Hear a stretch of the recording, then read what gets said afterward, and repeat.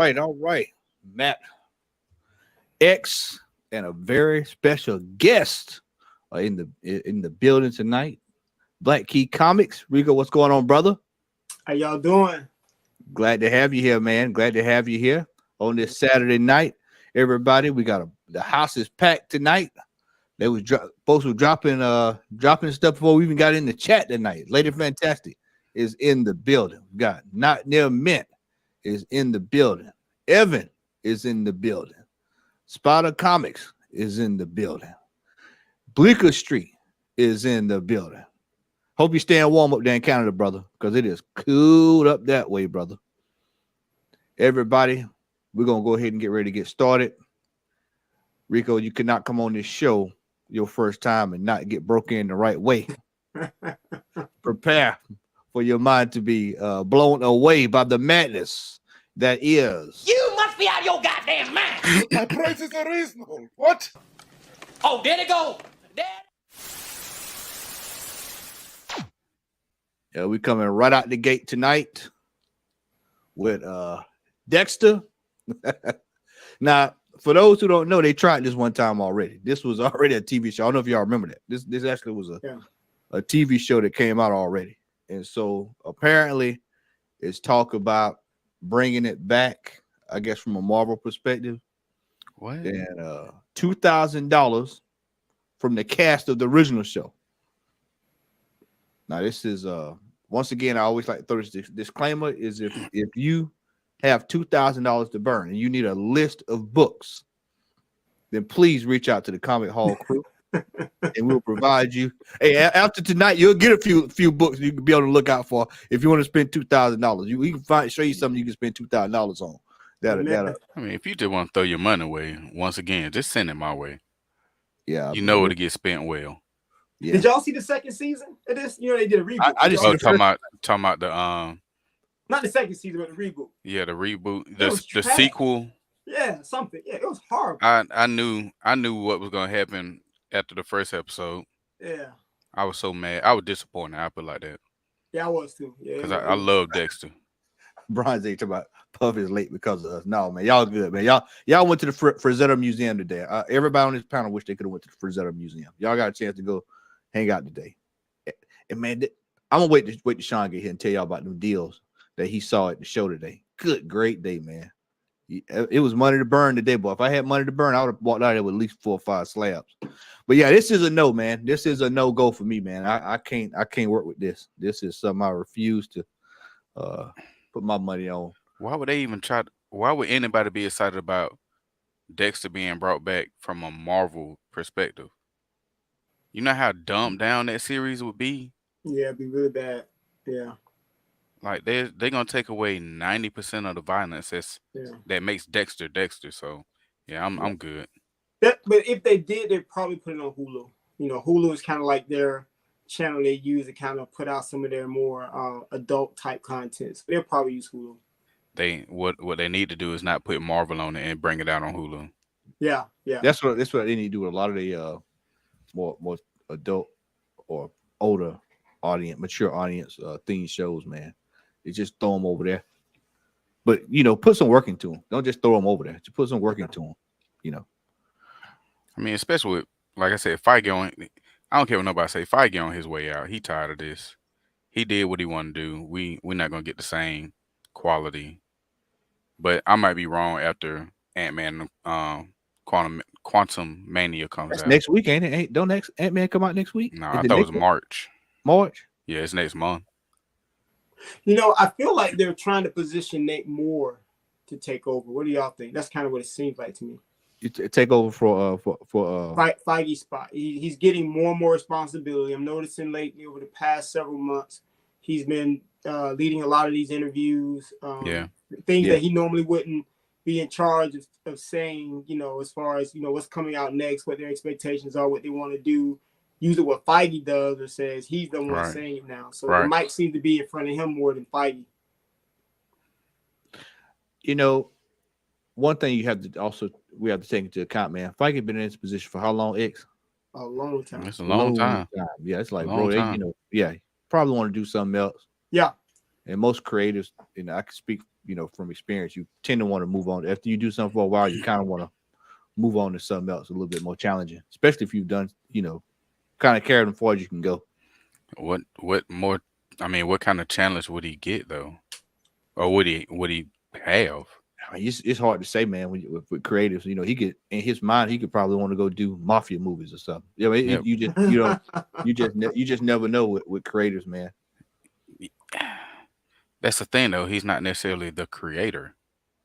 Well, I mean, even as a producer, and you could tell how much he loved what he was doing with the MCU, especially the first 3 phases. You know what I mean? Mm-hmm. I don't see him having a passion like that for anything else outside of family, if he has a family. You know what I'm saying? So I don't think he would even venture into doing something else like that unless he goes and open up his own studio and pays people to do what he did. You know what I'm saying? That's the only other challenge I could see for Kevin Feige. Yeah. All right. Next up, with the madness today. Well, not today, but earlier this week. Stormwatch version 2, number 4. First appearance of Midnight Apollo. This was a $1 bin special. This was a book that you could find in the Buck bin. I mean, $6.49, brother, is what that sold for. Wow. That book went Hypno Hustler. Yeah. I mean, wow. I told Al, and I talked to Al and Larry today, and I told him, I said, you got, if you not, for those in the chat, if you had this book beforehand and you paid a quarter for it, $1, you good. Yeah, shout out. Yeah. Don't be buying this book for $650 because you like I said, we'll give you a list of books that you can get your money back on. But this right here, that just because it's DC, I want people to understand this. Just because it's DC does not mean that that's different than when Marvel does that. Any of these spec books, they will go the other way on you in a heartbeat. Right. And in 3 months, you're gonna get that book half that price anyway. I mean, that's just how it goes. You gotta learn how to read the market, man. But what's sad about DC books though is, can y'all see that?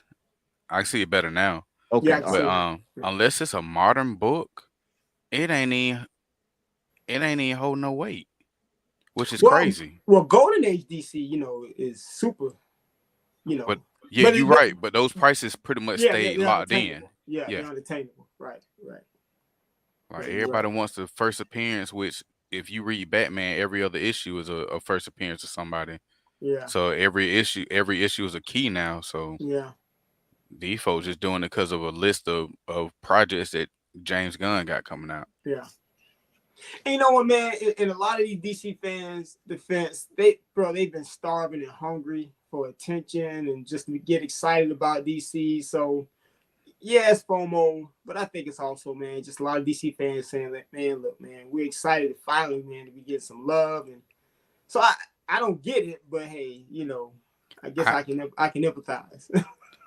I can't even call them fans though, because they weren't fans until James Gunn came along and mentioned something. You know what I mean? Good point.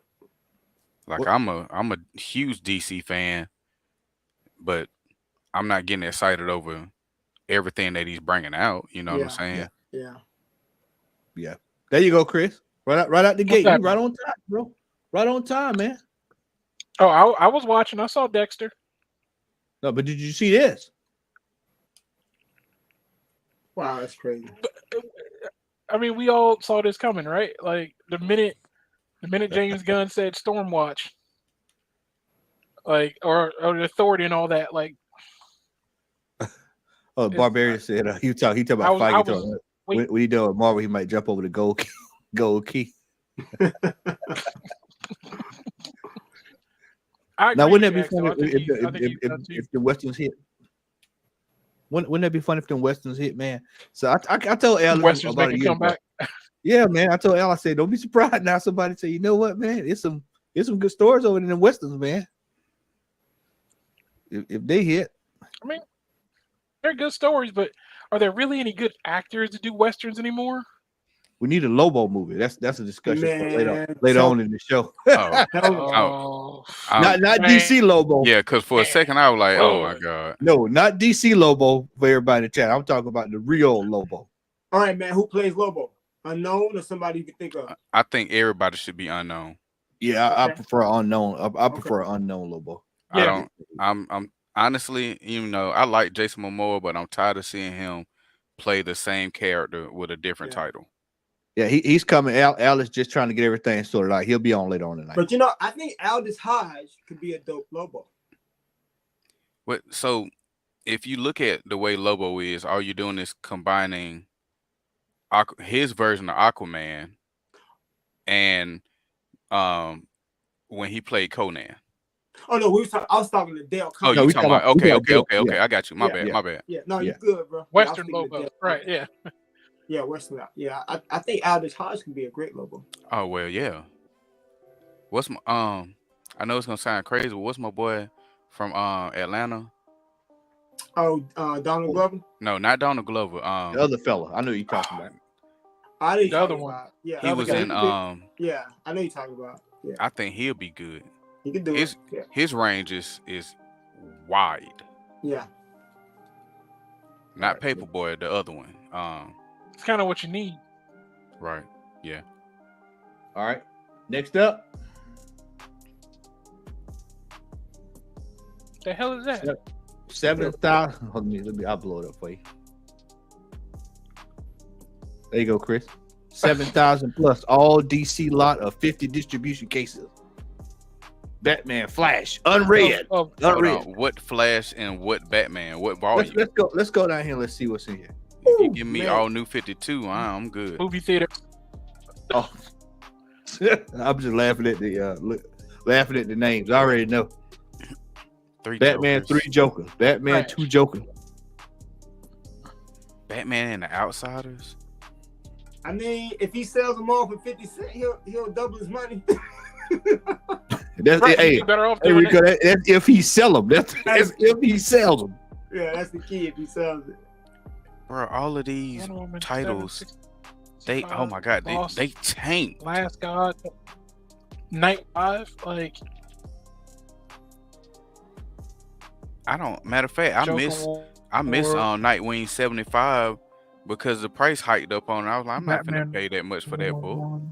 I miss. Yeah. Right. 74, 75, tons of Batman, 3 Jokers, Catwoman 5, Batman 100, and Batman 99. I'm No. good. Nope. Robin King.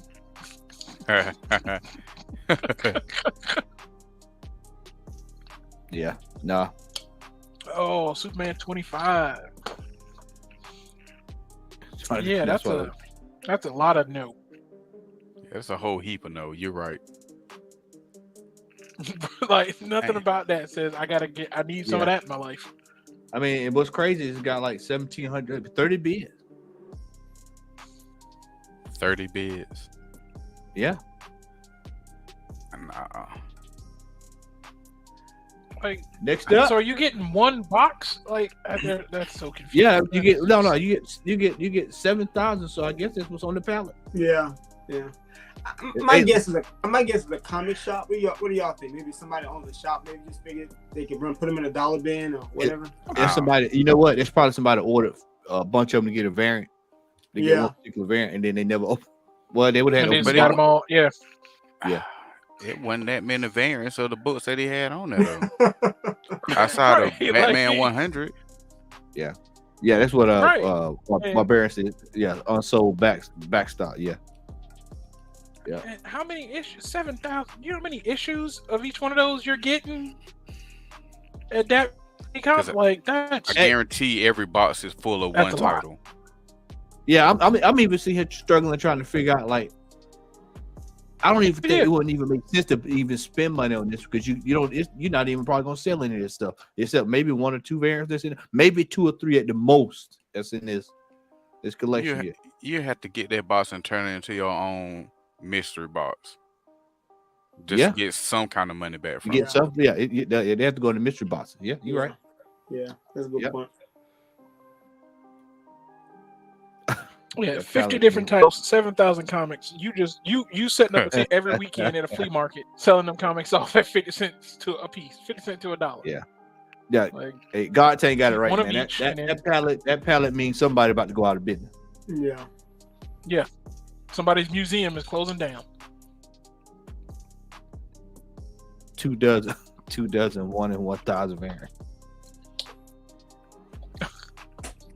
That's still... Next up. All right, here we go. We knew this was coming as well, Chris. Creature Commandos. Weird War Tales number 93. You know, I talked to Shannon yesterday. Shannon brought up a good point. I'm not sure if he listened to watching now. But a lot of these books, man, you probably won't even find these in dollar bins because they were so low on the totem pole. You talking like quarter bins. Quarter bins, you hear me? For some of these books like Weird War. Quarter bins. For some of this stuff. Books can duck in the back of some shop somewhere. $500. Now everybody want them. But you know what? Get used to this because one thing James Gunn loves to do is pull some of the most obscure, unheard of, forgotten characters and bring them to life. Yep. So we're about to see a lot of this. Well, I sure hope he do Blue Devil because I got Blue Devil out the behind down the hall. So if anybody's looking for an authority number 1, y'all are looking for one, please inbox me. You're looking for a Blue Devil, please reach out to me. I've got they're hot, selling like hot cakes. I need to go buy some more Golden Age. So hey, come on through. If y'all paying $500 for this, y'all, and I find one, y'all come on down. I'll make sure you get it. I will make sure you get it. I mean, that's all it is. That FOMO, I knew the moment all the titles he listed off in that little video he put out was going to start. And sure enough, Booster Gold and Supergirl Woman of Tomorrow have both started selling out. Yeah. And even Green Lantern 87 and Booster Gold, but I understand. Neither one have a current comic. Yep. Hell, Booster Gold was only made relevant again because he had showed back up in Batman. Right. And then they brought out a toy with him and Blue Beetle together. Yeah. Don't know about another Booster Gold. Put out a 2-pack. Right. I think that's going to be James Gunn, the boys type of content. You know, I think that's why a lot of people like James Gunn. He's very risque. He's edgy. He's kind of extreme. So I can see Booster Gold being kind of like, that the boys type of content. So But you know what's funny is a few shows ago, I said something similar to what you just said about James Gunn, and like because we were talking people complain about him and cutting people and this, that, and the other. I'm like, James Gunn is who you want because he already didn't like answering to people anyway. Now that he has control, he has really nobody to answer to. That's it. So he's going to give you what he wants to give you. That's right. So like I still have faith in Feige. You know what I'm saying? I have faith in Gunn and the other guy. I cannot remember his name. But I got faith in them because at least we're gonna get continuity. You know what I'm saying? He says he's gonna bring back some of the old. He's not gonna bring back some of the old, but after the Flashpoint, when everything resets, he wants to have a consistent story, and that's what DC has needed since even before Zack Snyder brought out Man of Steel. So I'm all for it. Yep. Barbarian Kung Fu is a double-edged sword because I like Creature Commando. So I have a few of those, but I don't want to sell them, so I don't care too much about it. Spec, and that's all that matters, man. If you actually like the character that you have, man, that's what matters. You know what blows my mind is folks that's going out paying $500 for this because they announced it. I mean that's backwards logic. You know, you should have had this. We're gonna probably say you're gonna probably hear that throughout the night. Should have had this, long time ago. Next up, it's ironic. Rico, that we was talking about sports earlier because I'll blow it up for you just so you can get you a laugh. You are reading that correct. Empty.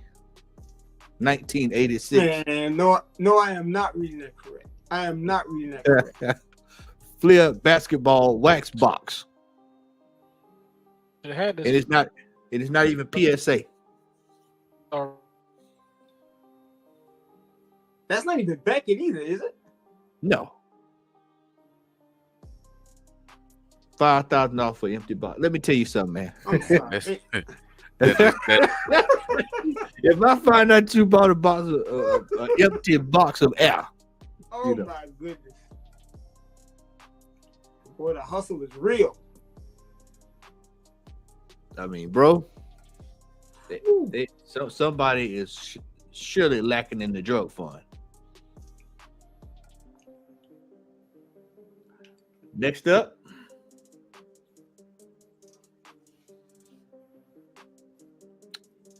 WAP. Nintendo empty box.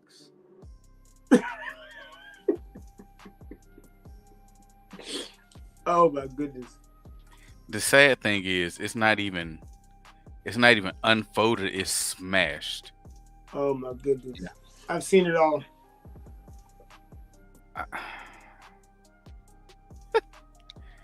But who's looking for that? Somebody. I guess they think somebody looking for it. Somebody somewhere looking for it. And you know the sad part? I'm looking at the seller. This dude actually got a lot of. It's like he had a lot of sales. Am I wrong? Yeah, I mean he's got what 1031. What? So, yeah, 10,331. So he's selling something. He's selling something. So you would think this is an experienced seller who don't put up nothing dumb. I don't get it. This is crazy. Wow. Yeah. Out of my league there, man. Okay. 2 vintage Marvel mega print comic shirts. 1,000 American dollars. A stack. Let's go. They had this shirt in Hot Topic like 7 years ago. Man, this is the Spencer special right here, man. Man, you give me an HP inkjet and a heat press, I got you. Yeah, you don't even need a heat press. Just get an iron. There you go. I got you. Look at that, man. I said a half price. You can get a cricket machine to do it right now. For real. Wow. Lord Jesus. People never cease to amaze me, though. Told you, man, I go down to the bowels of eBay and find this stuff. Like while we sleep, Matt out there hunting. And you know that's how you find the good stuff too, though, Matt, right? Oh yeah. Yeah, exactly. Yeah. I just come across it in passing, you know. Yeah. Wow. I mean, I understand vintage shirts, you know, are hot, but man, I don't know. Not for a stack. Oh, I'm with you on that. Yeah, that's... It ain't that much vintage in it. Good gracious. They pressed all the vintage out, bro. Yeah. They got ironed out, buddy. Matter of fact, let's see what that collar look like. Popping, my collar. Look at that collar. What is? That what is that white on the corner of the collar? Nah, man, that's a holler. That ain't a collar. Dude. That collar talking. Yeah, screaming. No, yeah, exactly, screaming. That's a holler. That ain't a collar. And somebody thought about buying it. Yeah, that's the sad part. Wasn't me. Yeah, you're right. To the hustle, man. All right, one time for my Wu-Tang fans in the building. And I got that shirt, by the way. I have that shirt. Oh yeah, you can sell it for $9.50 right now, bro. Probably wouldn't even get $9.50 for it. Let's take a look at this madness. It won't even let me blow it up. That's all. That's all I need to see. All I need to know. That I can't even blow it up. Who lays a Wu-Tang shirt next to a plant? Come on, man. This is Wu-Tang. Somebody who don't like Wu-Tang. Obviously, that's just bad presentation. You don't lay a Wu-Tang shirt next to a plant. That's borderline disrespectful. Wu-Tang for the babies, man. Depending on the plant. That's where we at, man. $950 for the 36 chambers, man. Hey, man, we're in a recession, man. People out here, eggs are high. Yeah, they high, but even if they were low, not that shirt. Hey, the eggs high, but the steaks is high too. Right. people try to keep these eggs in the refrigerator. Dude, so the bar that I go to, man, it's people in there having conversations about how long do eggs last, whether you should keep them out of the refrigerator or inside the refrigerator. I'm like, bruh. That's how you know we didn't jump the shark. That's when you know it's getting bad. I saw a commercial said cereal for dinner. I said, okay. For real. Hey, while you driving though, I ate some cinnamon toast crunch for lunch. Oh yeah, all day. That was the after school special. CGC 9.8 Star Wars sketch variant. I mean, that's What's sketchy is somebody actually sold that. Or was trying to sell it. Somebody hungry. One little baby signature at the bottom there. And who is the signature of? Aaron McGregor, Obi-Wan Kenobi. Oh, Ewan. Oh Lord. After his show, I'm good. Yeah, so I mean, $13.75. You know. Nope. Can't work with it, man. Can't work with it. I hate Chris ain't on. Oh my God. I hate Chris ain't on. This is what I want Chris on right now. I was hoping he stayed on, was able to get back on because I wanted him to see this. Yeah, this was world class.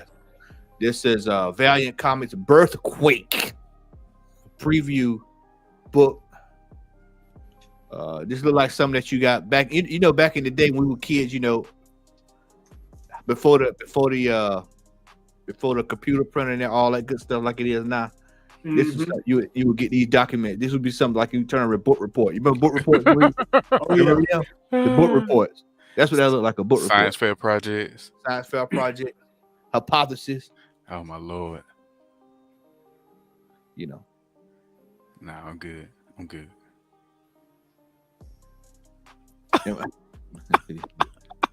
Exactly. Oh man. I mean, props to him. At least, you know, it's if you never ask, it's automatic no. I mean, he probably use AI now to do that. Right. That's ChatGPT, dog. Right. Yeah. From Acclaimed Comics in 1995. Hey, got a rusted staple.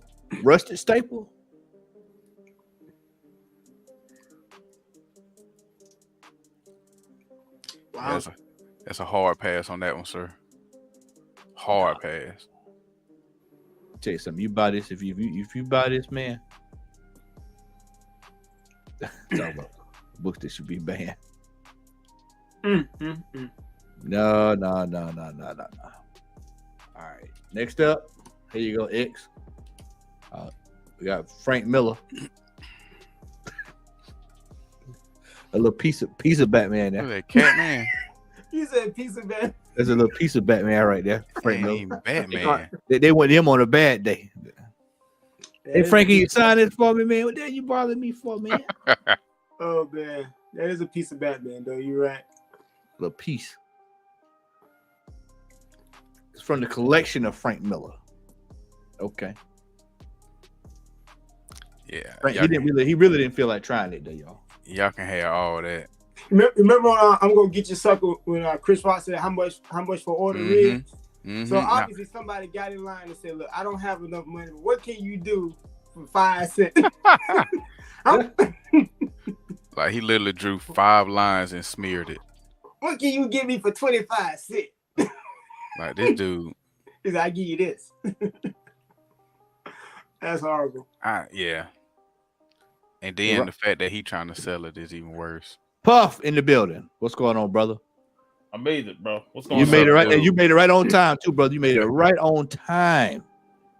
Nice. What's going on, my boy? What's up, What's going on, man? What's going on, Black Key? What's up, man?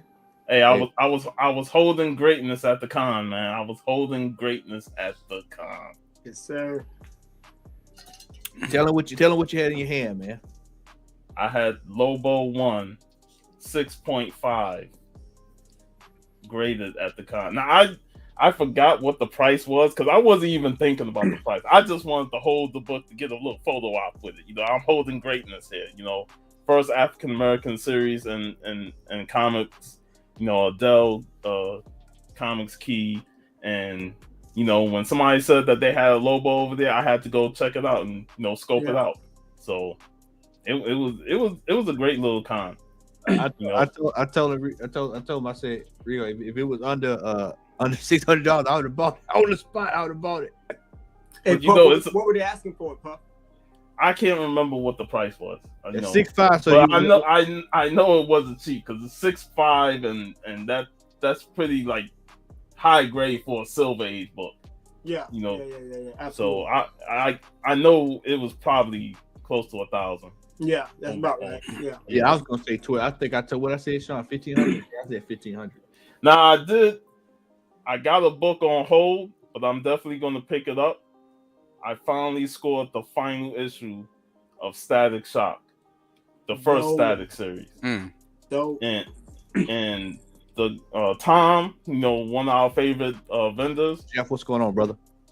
He was offering $220, but he gave me a deal that I could not pass up. And because we're part of the crew here in Florida, he said $125. Wow, that's a steal, bro. Yeah. And I said I will commit to that, and he handed it to John Neville, and John Neville will hold it for me until I meet up with him the next time, and I will get that book. Man, congrats, bro. That's a deal, bro. That's a rare book too. That print run is hella low. Yeah, real low, and it's a Mobius cover. That makes it even. That makes it even better. That's double down there, man. That's double down. Yeah. In my opinion, the way this is just me talking, man. I don't know, but the way that the Jurgovich Baron is for Miles, if Static ever blows, it's gonna be that Mobius cover. It's not gonna be the platinum. It's not gonna be the platinum #1. It's gonna be that Mobius cover. Everybody's gonna go after. Trust me. And it's a rare find. You're right. That's the book. That's the book. What's up, Chef? What's going on, brother? All right, we're gonna move on here. We getting close to rounding this thing out. Yeah, Paris, what's up? Oh Lord. There you go. I mean, I want you now. What blew my mind when I saw this listing, I'll blow it up here. When I saw this listing, it says Marvel Civil War #1, autograph by Stan Lee, sketch by Adam Hughes. Bro, so that's why we're gonna go $3,000. They love living off of Stan Lee's name, and we've said this many times, man. Anything with Stan Lee's name, even if it's not created by Stan Lee or it has nothing to do with Stan Lee, but he just signed it anyway, people are just asking for ridiculous prices, and it's just outrageous. Yeah. Yeah, it's unfortunate, man, that this man's signature has been bastardized. Yeah, it's pretty bad. It's fucked up that his legacy is tarnished because of how these folks took advantage of him. They had him they had him sign anything back in the day. Back in the day, hell, his last days. Yeah, all the way to the end there.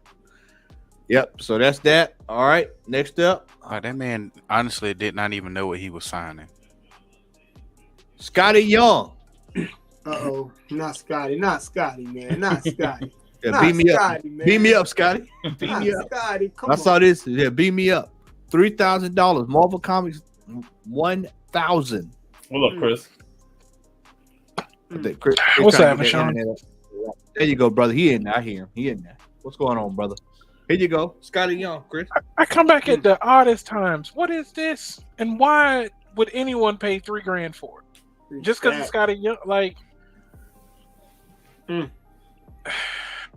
like I said, I always find it so interesting to me that Scotty Young became such a phenomenon in comic covers. I don't understand it. Right. Like, I don't know. If I was a comic book artist, I feel like it was a slap in the face if Scotty Young got a cover over me when I draw if I drew traditional, shapes and forms, proportions of bodies, and then he does this and he gets picked over I would just be so upset. I would. I mean, I don't hate to say it, but that's just like with Momoka, how she just turns everybody into a woman.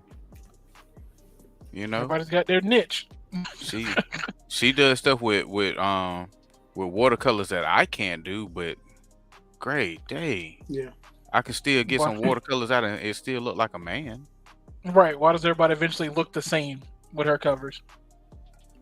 Like her women are amazing, but and at least with Scotty Young, his resemble Pops. Yeah. You know what I'm saying? Yeah. And you know his cover when you see it. And he created a niche and style, like you said, and now when you see cartoon covers, you hear people say that's Scotty Young, or now they're trying to draw like Scotty Young. So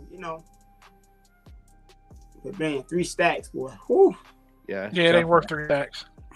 Now, if I was Alex Ross or Del Otto, you know what I'm saying, and if somebody compared Scotty Young to me and I was them, I'd be kind of upset then. Right.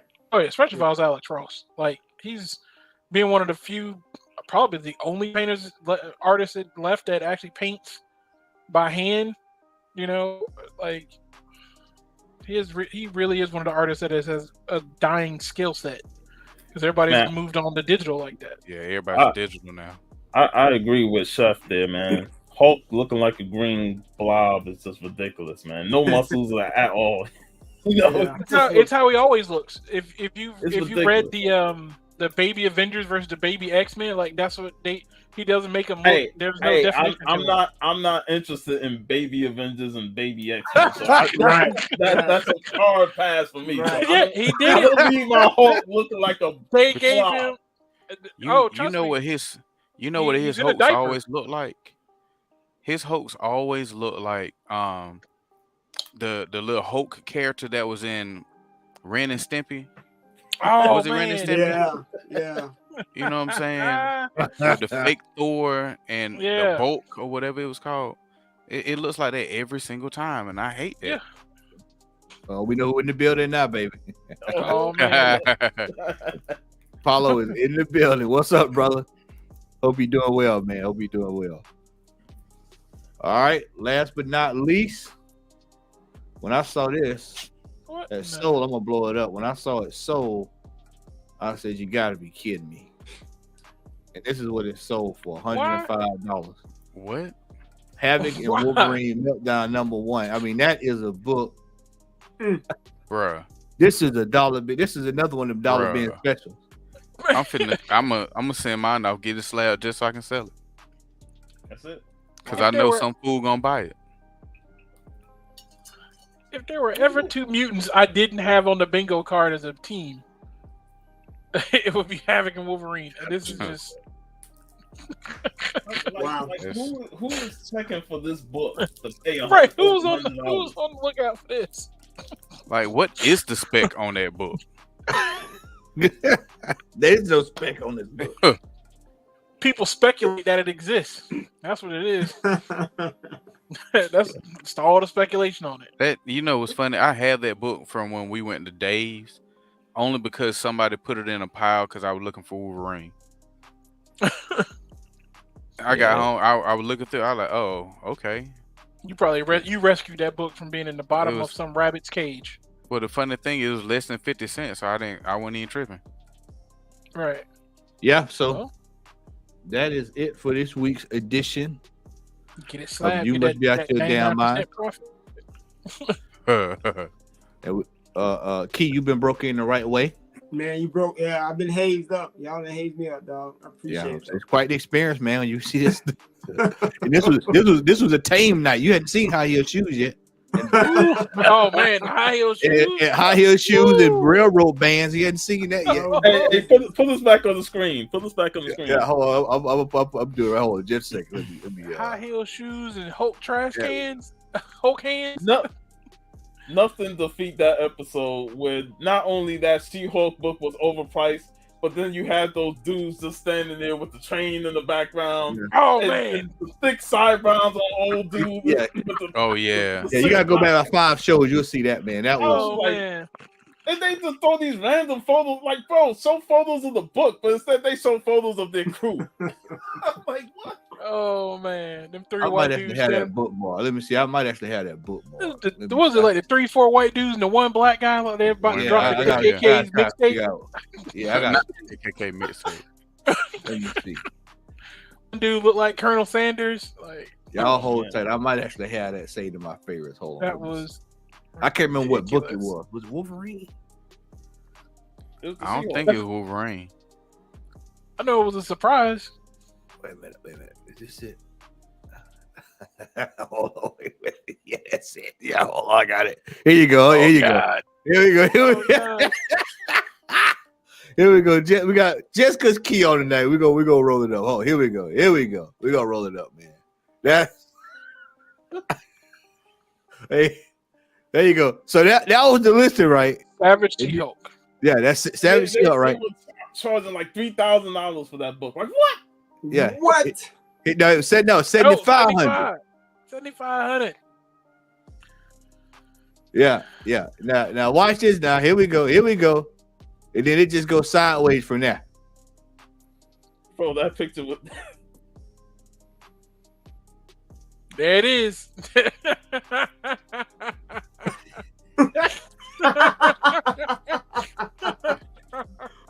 bro. Oh my goodness. And I'll be sitting there questioning that brother back there, like what? That's that face when the check cleared and you got bills. What you say? This is like R&B album cover. Oh man! Oh my goodness! They about to drop the Heart of the Mixtape from 1886. I'm sitting there. I'm like, what the hell this got to do with the comic? I don't need to see a picture of you and your crew with your train. Colonel Sanders and the Blue Notes. Man, Colonel Sanders in the potato wedge. Right. Oh my goodness! What is this? Yeah, that's the kind of stuff we be finding on here, man. Harrison Yosemite said, man, boy. The Wrecking Crew from 1885. That's special. The complete madness. Dropping that mixtape called "Hear Ye, Hear Ye." Yeah, like comedy shop, I ain't welcome. Right, man. You don't know? Oh my goodness. Ball's nephew. Yeah, Ball nephew. 1885 Wrecking Crew. Oh man. All right, y'all. Let's get ready to move on here to the top 10. Here we go.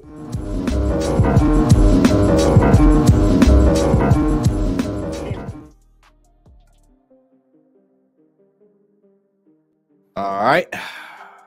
Number 10. That's actually a book worth a damn on here at number 10. And number 8. So we got X-Men 101. Okay. I will say this.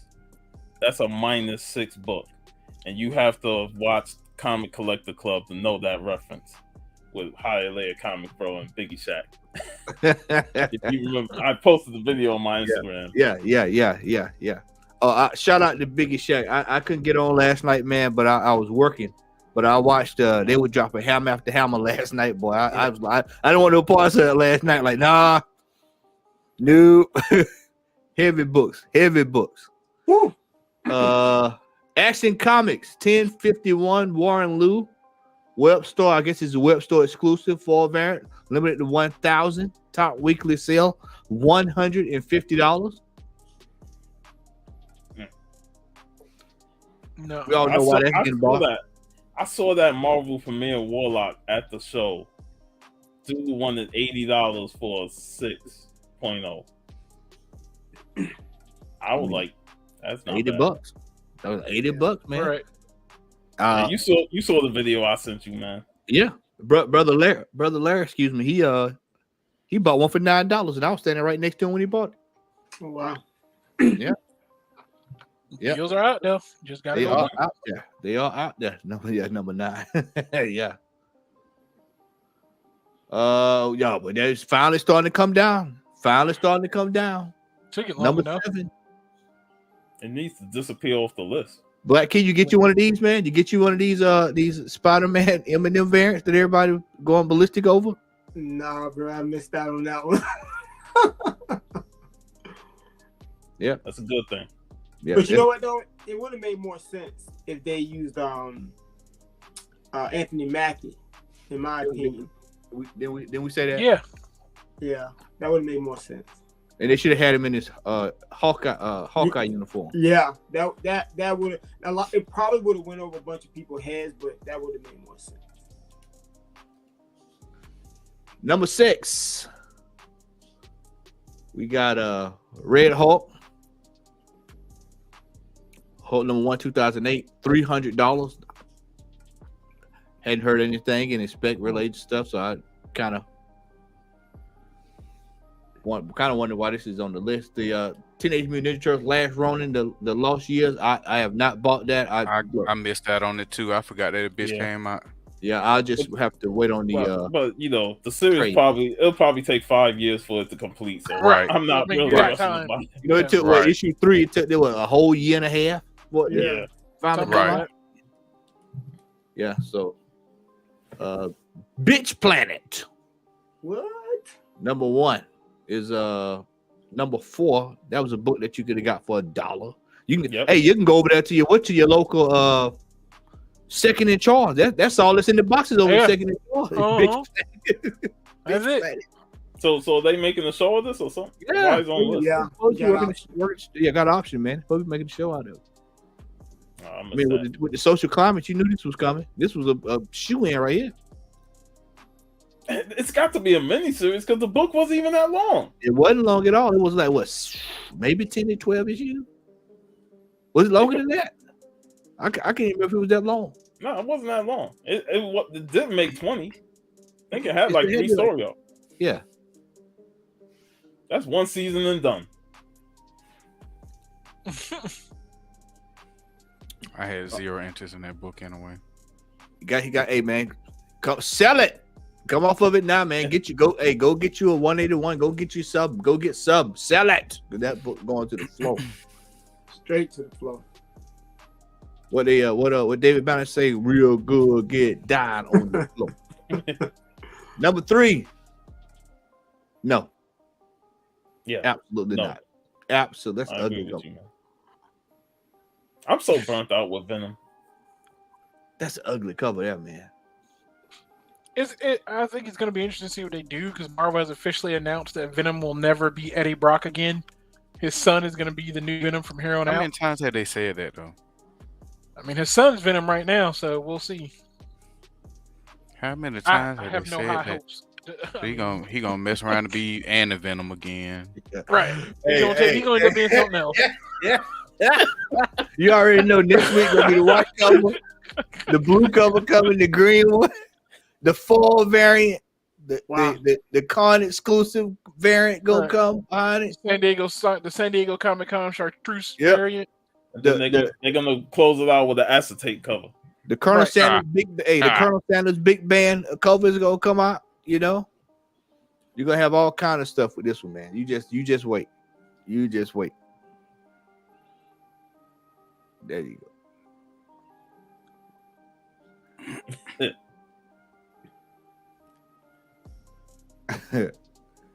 All right. Star Wars High Republic, The Blade, number 2. I could only imagine. I guess it's a character that came out. I hadn't bought anything new at the store in a long time, so I couldn't tell you. I would assume this would have to be a first appearance of somebody in there. Yeah, I've actually heard some good things. I'm not a big Star Wars guy, but I've heard some good things about this character. People seem to like it. I know High Republic was a pretty good read, but I I like hadn't his read lightsaber. it yet. I haven't read any of it, but I like his lightsaber design. That's about it. And next up, Batman Superman World's Finest, cover D. Dang, 250. Whoo. Yeah, 250. I mean, I get it's a key, but I bought issue 11, but I bought 2 copies because there's a Power Girl Huntress connecting cover, which looks better to me, but that's just me though. 250. Al, what's going on, brother? Oh, what's happening now? What's up, folks? What's up? Man? How y'all doing? Yeah, this how you is, doing, man? Man, I'm doing great. Great to see you, Black Key Comics. Man, pleasure's mine, bro. Everybody else too. Yes. Like it's good to see y'all too, I guess. Yeah, I mean it is, man. I haven't been on a live show like in a while. You know what I'm saying? Yeah, I've been man. I've been moving and grooving, man. Yeah, moving, grooving, everything, man. My background is different. You know, if you see anything out of place, please forgive me. I'm still straightening up. Now that book right there. That bottom book, now that's a hell of a book. Now that's a hell of a book. Matt Baker, baby. Yeah, Matt Baker, buddy. You can grab that. You know, woo, that's a pretty penny there. Can't crap on the whole list.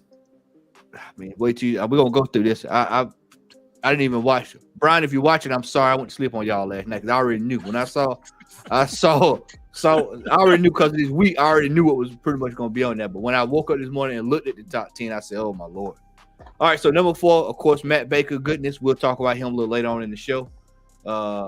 Batman 656 X. We know Damien. Yeah. We know why this is on here.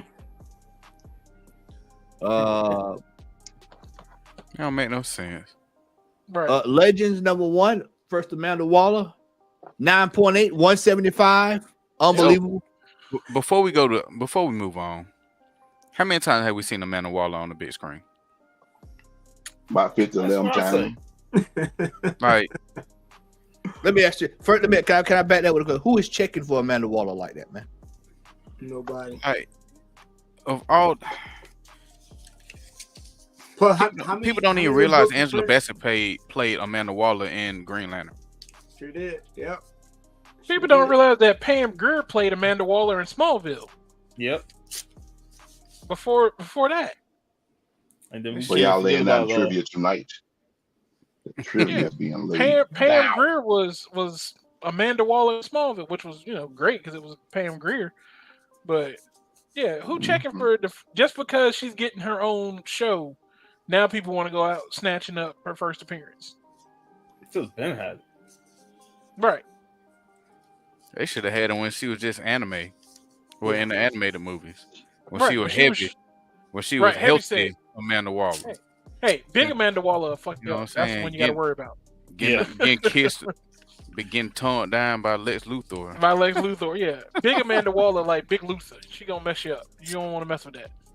Hey, that Amanda Waller in Justice League though, but she was ruthless, bro. The cartoon Justice League and Justice League Unlimited. Yeah, Yeah. she was Man, true. she was the truth. And my favorite Amanda Waller cover is when she's backing down Batman on the Suicide Squad cover. Right. You know, she wasn't taking Batman shit. You know. Yeah.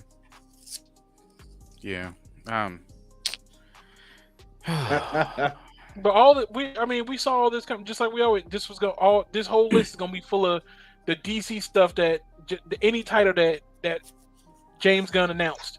I'm surprised we haven't seen Swamp Thing yet. It just needs to be a Twitter watch. That's all it is. That book top so 10. expensive. Yeah. Yeah, the Swamp Thing first appearance is always going to be up there. Yeah. As an expensive book. Yeah, that book's expensive. Stormwatch, number 37. Oh, I'm sorry. I didn't see you. Go ahead, brother. I was gonna say we seeing all these DC books. Remember when we had that show last year about the undervalued DC books and stuff? Yep. That's when you should have been buying them. And now This you look is a up. prime example. Yeah. Go ahead. No, I was gonna say, yeah, you're right. We call a lot of these books that's on this list. Well, that's because they didn't care at the time. You know, it was right. It was Zack Snyder this, Zack Snyder that. You know, Mm-hmm. restore the Snyderverse. Yeah, that's all the spec was. And I've always said in the past, I'm hit or miss with the list with James Gunn, but at least he's trying to move away from just focusing on the Trinity and establish more characters in their universe, because that's the one thing DC has failed to do most of the time is you have a vast universe with a variety of colorful characters. Start implementing them in these movies and bringing them out more so people can, get to see them. I like to see in the JSA and Black Adam. I want to see more of them. I want to see more of the JSA. I just want to see the real JSA. Yeah. Yeah. All right. Lord. Okay, 37 Stormwatch. I mean, that alone just when you Stormwatch and you see on the top 10 list, you laughing, but Hey, it's funny because I collect Stormwatch. I got this book, and this book laid up in dollar bins, 50-cent bins by itself for forever and a day. 9's on the top 10. This is insanity right here, y'all. It's utter madness. Booster Gold. Booster Gold, baby. $9.8, $700, y'all. $700. That's where we at, man. Booster Gold. Ain't nobody ever in the history of comics been checking for Booster Gold like this. From the standpoint of a diehard DC fan, no one in the history of comics has ever been on the lookout for Booster Gold like this before. This is ridiculous. You know what, Chris? Right now, Booster Gold print money, baby. Man, don't you know? Booster Gold is pure gold right now. You know what? We'll you know what to put that to the test out is when we start seeing his 52 comics come up from the 52 run when Superman, Batman, and Wonder Woman disappeared for a year, and Booster Gold was the main character of the story, one of the main characters of the story, and he turned out he was Booster Gold, and he also his first appearance as Supernova was during that 52 run as well. Give it time. Yeah, we're nowhere near the release of Booster Gold. We'll see it. That's what I'm counting on. Yeah, I'm counting on it. It's coming. Yeah, I got a sound effect for this kind of stuff, man. I got a new one, fresh one.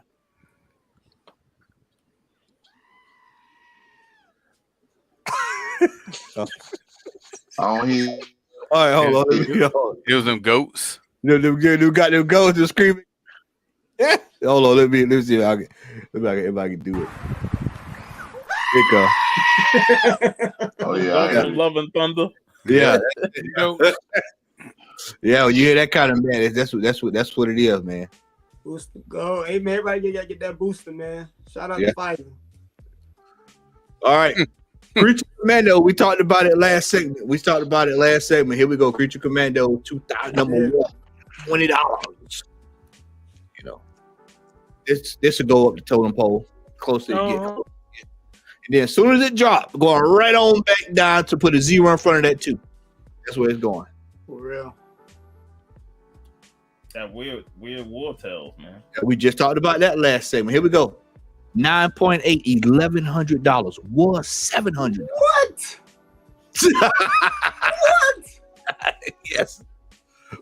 Yeah. Oh my goodness. Y'all gotta be kidding me. Shine Bone special. That's exactly what it is, Remo. Man.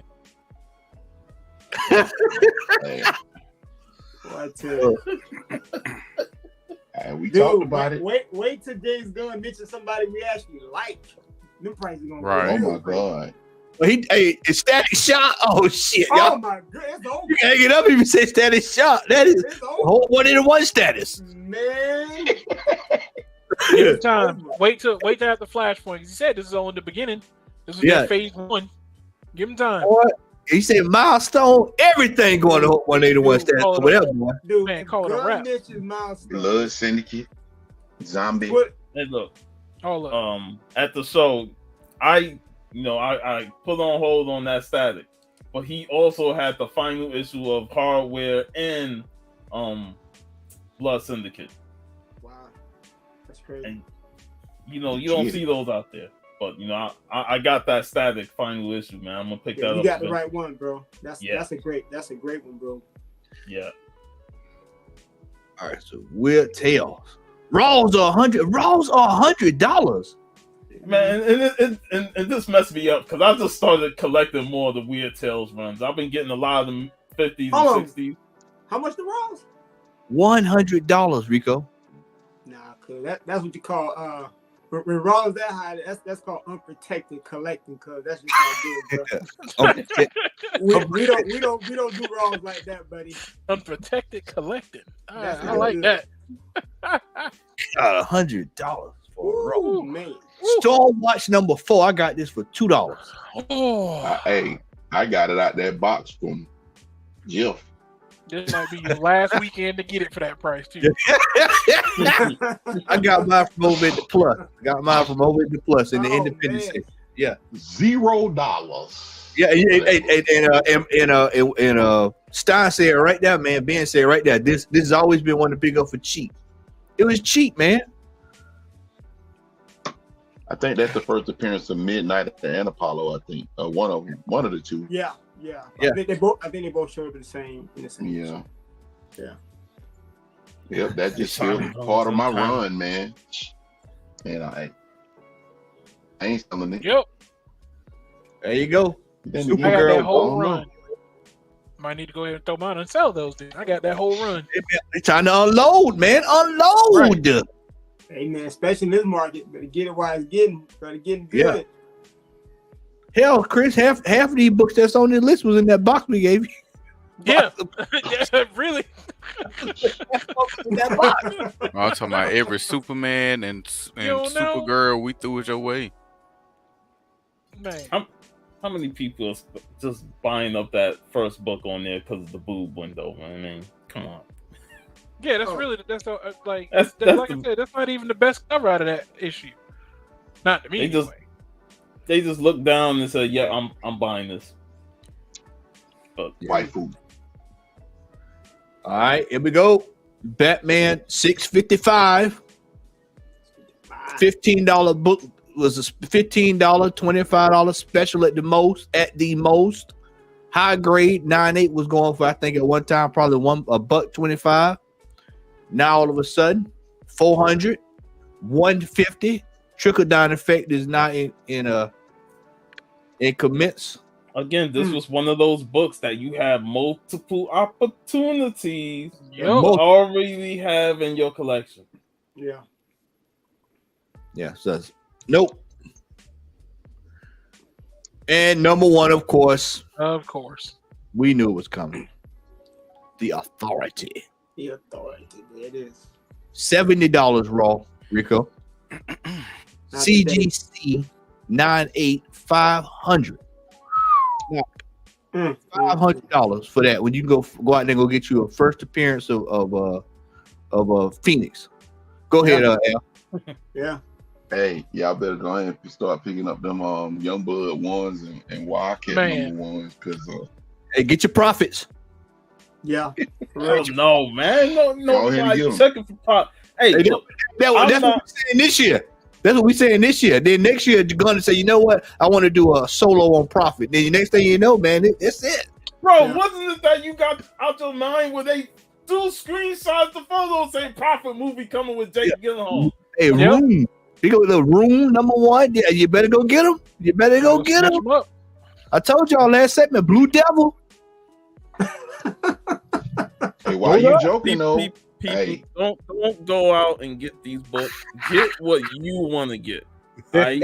It ain't got to be Authority. It ain't got to be Youngblood. None of that. Buy what you like. Buy what you like. That's it, man. Get what you love. Grifter. Don't overspend on crap. Okay, and now I would say this: Authority is a good read. I enjoyed that series. I read them in trades, but now people want to jump on this book when you had all like 20 years since it first came out. I mentioned it last year. I said that's a property that's made for Amazon. Yeah. You know, that's tailor made. Go ahead, Al. Now I was gonna say you had brought up Blue Devil. James Gunn, that'll be a character that James Gunn will probably draw from, real talk, because he's one of them characters that people don't know anything about. Yeah. So you're looking at folks like Blue Devil. Hell, I even throw Firestorm, even though he's a little bit more prominent of the totem pole. But yeah, a lot of them characters that they ain't doing nothing with, man, it might be best for them to start snatching them suckers up. Yep. Yeah. So pick them up, man. So that is the top 10 list. We'll go ahead. Go ahead. Hazing, bro. It's been a hazing. Yeah, we you got broke in tonight. That's why I told you I want you to come on in to get the full meal deal. I need to take me a shower for that next segment. All right, here we go. James Gunn. We're gonna segue into this. James Gunn superpowers now include increasing DC comic book sales, which is on the back end of this right here. Now we got the press that is talking about the DC books, and it's a damn shame because DC books. You know, what did y'all hear last year, y'all? You know, you tune into channels and stuff. You hear people say, "Man, DC books." You go into the forums. They dog them out. They dog out DC books. They talk down. They ain't nobody buying DC. Marvel this, Marvel that, Marvel this, Marvel that. The same ones I saw that were saying Marvel this, Marvel that are pushing these DC books. Yeah. Yep. You know, and you know, I it's a damn shame. I mean, I'm happy for DC as a company because now they, they were floundering there for a little bit. But as far as on this comic collecting world, this is just gonna be more what we've been through on the Marvel side. I'm gonna throw a small correction out there. Their books haven't been hurting. It's just their movie and TV show properties. In third act. All right, they movies have been what's the issue. It's not their comics, because their comics been doing just fine. Yeah. Yeah, but it's one of those things like I've talked about before. You know, when if you look at media, you look at articles, you look at when people are talking. When people are talking about Marvel, they say Disney, and then when people are talking about DC Comics, they say DC Comics. They don't talk about the parent company. They don't say Warner Brothers is messing up this. They say DC is messing up this. Right. And it's always DC's fault that DC's doing this, DC's doing that.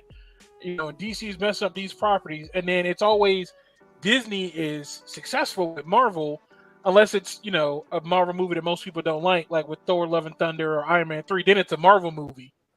They separate Disney from it, you know. And it's interesting to me that people are saying that he's increasing their sales.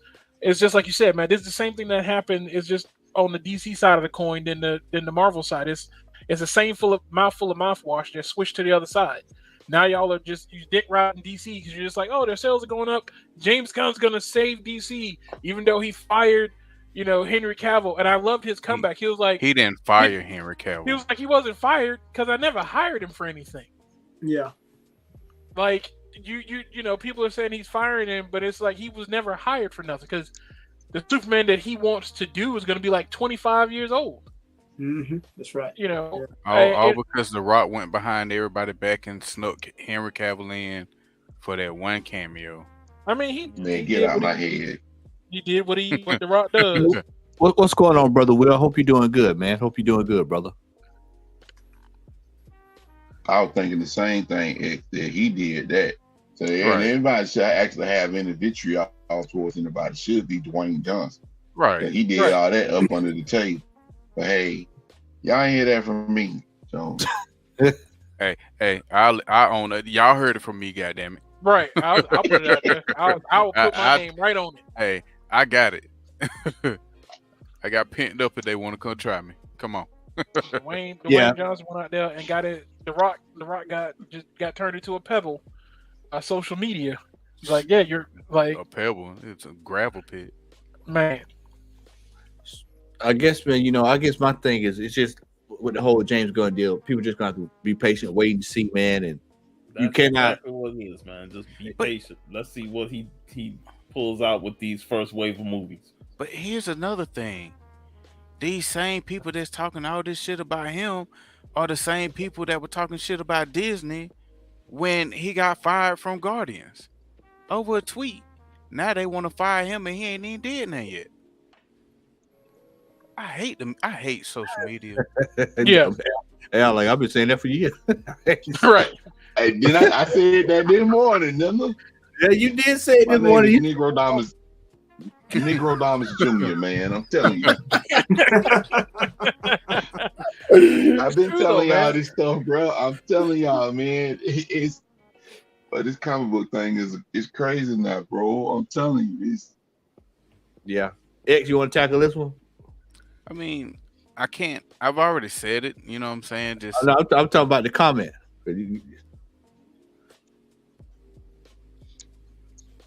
I'm just why is he so hard? I'm trolling X, by the way, because I already know I'm just gonna say he's so hard because it's actually gonna give him the opportunity to do what he wants to do. Right. Which is what I said a long time ago. I think the entire panel said this a long time ago. Go ahead and bring out Flashpoint so it can reset everything and we can get a real DC continuity. Mm-hmm. And it took for James Gunn to come in to finally put that in motion. So yeah, and he shut down anything that was trying to come out with all these other movies that were either garbage or one of the problems that they were having in the past is announcing too many projects when you ain't even settled all the stuff that's in house already. Right.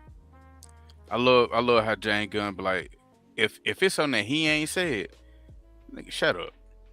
Yeah, like, pretty much. Somebody bring it out, they were like, well, this, that, and the other. He was like, I didn't say that. I didn't bring that out.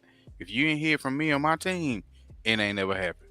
And I love him for that. That's why I really want to see what he gonna do with the DC property.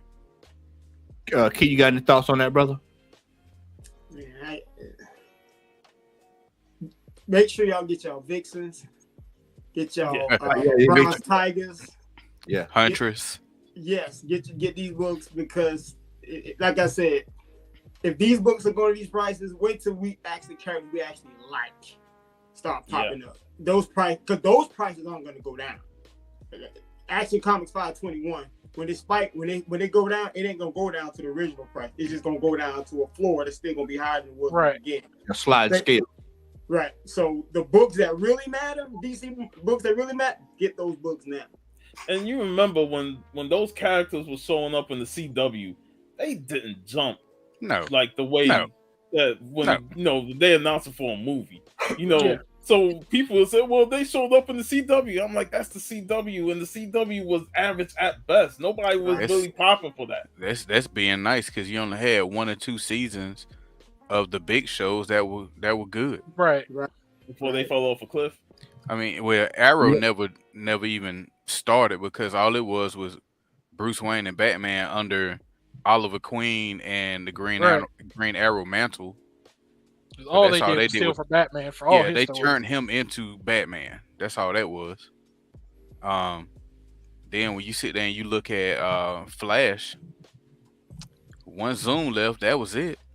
Yeah. Because Salvatore, that season was trash. Then we had the Tinkerer or the Thinker, whatever his name was. Yeah, the Thinker, and then you had the musical, the Courtroom that lasted for 2 seasons. 8 episodes. Yeah. That was rough, man. That was rough. Then they bring in his daughter from the future, who they just have this emotional attachment to, who they never met, yet they ain't had sex, so they couldn't even have a chance to have her. Hey man, don't question his love for his sister wife. You just let on it is. Like, we love our daughter, but we haven't loved each other to make our daughter. Right. Yeah, man, you ain't supposed to go that far with it, X. Right. I'm a huge Flash fan. I just let that shit go. I was just like, all right, y'all are going, and this is a whole different direction now. Like y'all, didn't they meet before they even said I do? I can't remember because I stopped watching it after I'm that. saying they met their future daughter before they got married. I want y'all to stop it. I want y'all to listen to this real close. What they're saying. Let's tell you why I stopped watching it. Yeah, the daughter came back from the future, and then they introduced Impulse, but instead of him being Barry's grandson, he's actually Barry's son now. Yeah, and both of them were there for their wedding. Yeah, you hear this? Y'all hear this? They're mixed, but one of them is like Puerto Rican, and the other one is black. Right. One of them, the milkman's kid. We know and they're what twins. Are they? Weren't they twins? No, they're not twins. But yeah, one of them's mixed. The other one, my brain is no. They're twins. So There were twin kids in one of the comic stories, just not in the Flash. So you said Puerto Rican and black. So you said Fat Joe was on the show too, right? Pretty much. Pretty much. Fat Joe and Big Pun. Yeah. Dead in the middle of the That's how I'm about to say that. Dead in the middle of little Billy know whatever do diddly. Yeah. The funny thing is, you ain't got to worry about Ezra having kids because they don't know what they want to be in life. So they they not there nobody knows what's going on with that, man. You know what I'm saying? They can't procreate. Who are they going to procreate with them? Those. In D. To make a bunch of them over there. Right. And ladies and gentlemen, this is why reading is fundamental. We should have just had the intro to Reading Rainbow and just come on.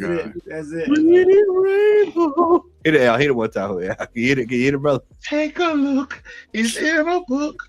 You see the emotion. You gotta. Hey man, that LeVar Burton dog. You gotta do the DMX remix of it. That was hilarious. Man, shout out to LeVar Burton, man. Shout out to LeVar Burton. Shout out to LeVar. Right on. Right? Should have been the real Hulk. A Jeopardy. Yep. Mm-hmm. All right, here we go. It is time for the main event.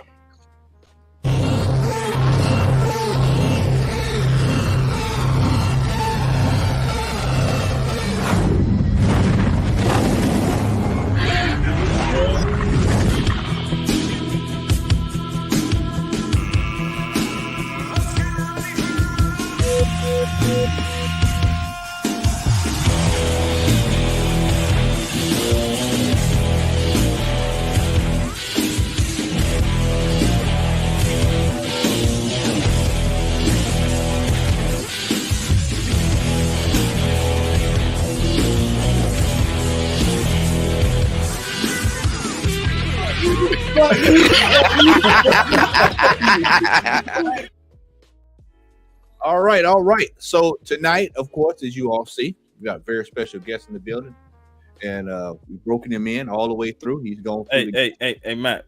Pull him in your spot and have him be the highlight. You know. There we go. Because this is an important episode. You know, considering that this guy highlights Black keys, especially from like the golden age of comics, silver age of comics, and the books he shows definitely give you historical lessons, you know. And I love that about you, that, you know, you give this historical context of what these books means and how important they are. And they're not just based on comic book characters, they're based on real life people, you know, them Jackie Robinson comics and the Negro Leagues. It's like, bro, I ain't never seen this, man. And it's like, you know, you give more awareness to books that people ain't really noticing or don't know about. And that's why it's important to have you on this show, because to give that historical context of Black characters in comics, especially during the early days of comics. So, yeah, I appreciate that, Puff, man. Thank you so much, bro. Appreciate that. Yep. So it is definitely an honor to have you on the panel tonight, man. Like, of course, me and you we talked for 4 hours the other night, and now I know we could start this in several different ways, but because I know, like I told you, we got a couple of guys on the panel who are massive, or all of us are milestone fanatics, but these are major milestone fanatics. You've got something over there that you can I would love for you to show. And we'll just kind of go from there, and we'll just kind of move around. All right, we'll start. Things, so yeah, we'll start there, man. So me and man, first of all, man, thank you guys for having me on, man. I was telling Matt had reached out to me, and Matt, we talked about 4 hours. 4.5. I mean, Matt sending me a book. Yo, Rico, you seen this book? I'm like, nah, man, I never seen this book. I'm sending him a book. And then we went from like comics to original art to everything, man. So you guys, man, I appreciate what you guys are doing for the culture. Puff, I didn't even know you're in Florida, man. I'm in Florida too, man. So we got. Oh, really? Yeah, I'm in Tallahassee, man. So we got to catch up, bro. Oh, man. Absolutely, man. So hey, if you go to Brick City Comic Con in Ocala, because that's like the closest I've been up north in Florida. Yeah, because we meet up there the last 2 years. So if you go there, man, it'd be great to meet. Okay, hey, count me in, man. So one of the things that Matt and I was talking about, man, we were sharing some art and different things like that. And so one of the things I told him is that I collect original art, and these are some of my favorite original art pieces. I don't know if you all had a chance to check out the Milestone documentary on HBO. On HBO Max, yeah, on HBO. So if you did, they talked about this process they had called what they call the 100 color process, and what that entailed was they would do like some crazy techniques with their artwork before it goes into production. So they would actually do like hand painting, and then they would like run it through like, you know, another technique, and then they would go on top and add like these crazy type of materials they would add to it. So I was showing him some of my original pieces that comes from their actual production line. And these are so rare and so hard to find. And so I'm gonna make sure I'm very careful. I usually have gloves on when I wear this, when I hold these, but these are some of their original. These are the original pieces from Milestone when they were actually printing their actual comic books. And the crazy thing is, I have some where they actually will cut out pieces of material, so you can actually see like the words and the letter here. If I can zoom in some. Yeah, I see it. Yeah, and up under it, I got some with the actual paint where they actually painted over some of the actual panels. So these are really crazy, and these are like so rare. I was so fortunate. I got these, so I was able to purchase these. Some from a guy that actually worked at Milestone, and another guy who actually got them from a guy that worked at Milestone. So I'll share a couple more with. I have about, oh my God, probably about 10 or 15 of these. I have some from like hardware. This is some from. This is some more as well.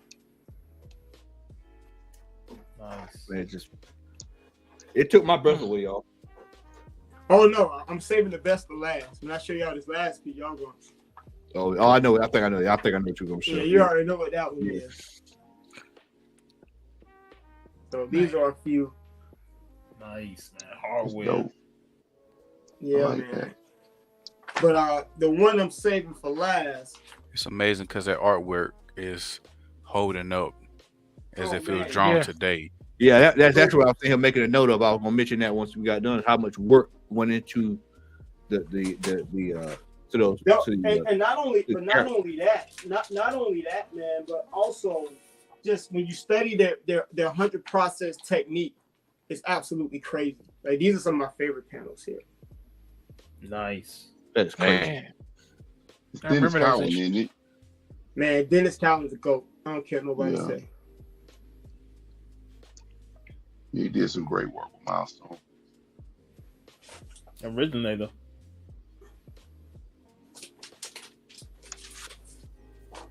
Show this and show two more, but I want to show y'all some of my favorite panels here.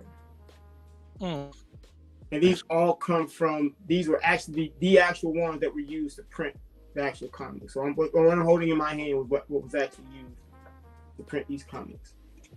So these things are, now the last two I'm gonna show is, I still can't believe I had these in my collection. This was actually hand painted. This is one of the production pieces. It's a painted cell, kind of like those animation comic cells. Yeah. A painted cell by the GOAT himself, Dennis Cowan. Wow. You got black acetates. Yep. But watch this, it gets even crazier. I should be having gloves with this piece, but I'm gonna try to be very careful. Monty would have a stroke, boy. I know, right? Monty, if Monty was watching this, he'd be. What I'm about to show y'all crazy. is the original. Now, this is not the pencil and ink, but this is the original production piece they used to print the cover. Oh, that is awesome, bro. That is. That is the cover. That is the That's one. yeah. This is the original production piece they used when they print the cover. Don't start none, won't be none.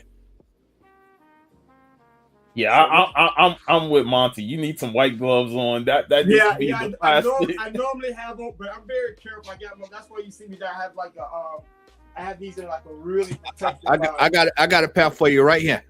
I got a pair for you right here, Rico. Right here.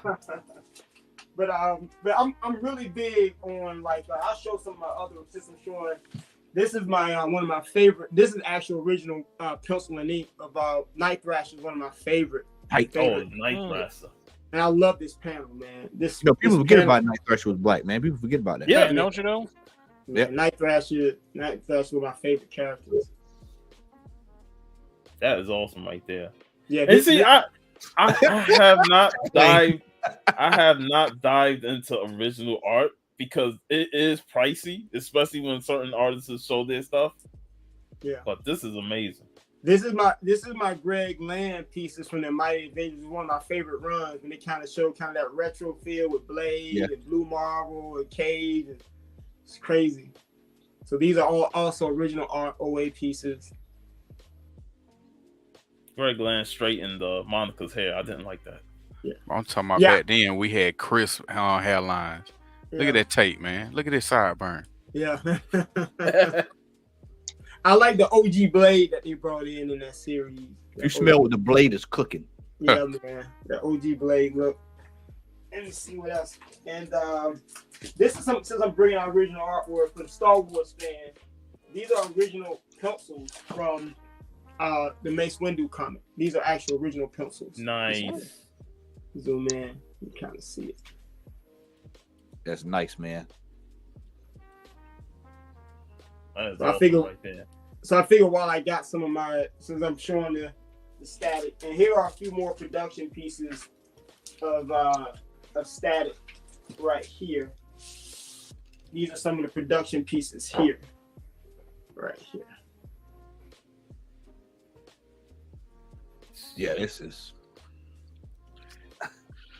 I was knocked on the floor, man. I was speechless, and there's very few times I was speechless, but I was speechless. Just like, man, you know. So when his new look, static will always be great with the jacket. Yeah.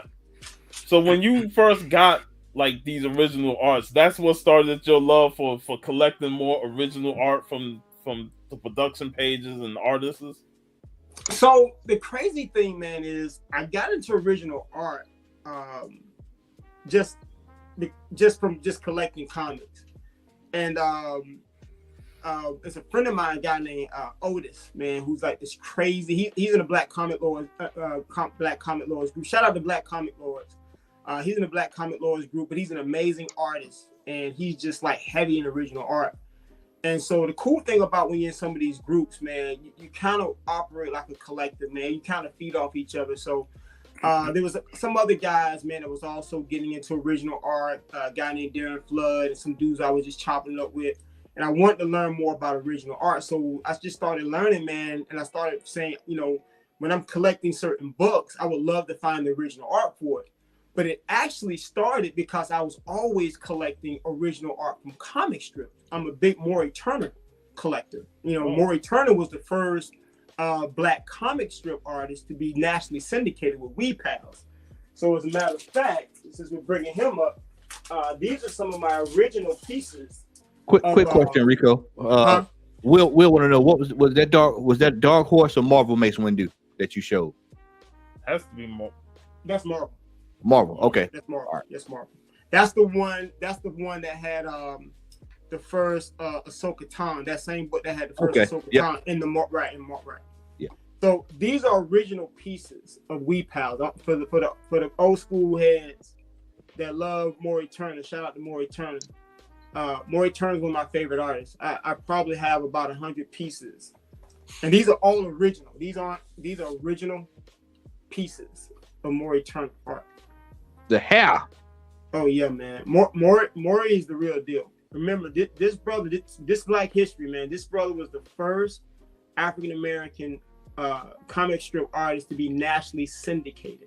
Now, Jackie Owens, I was about to bring up her. she was the first African American to be syndicated, but it wasn't nationally syndicated. She was syndicated through the Pittsburgh Courier and their publishing network, their affiliate, but she never reached national syndication.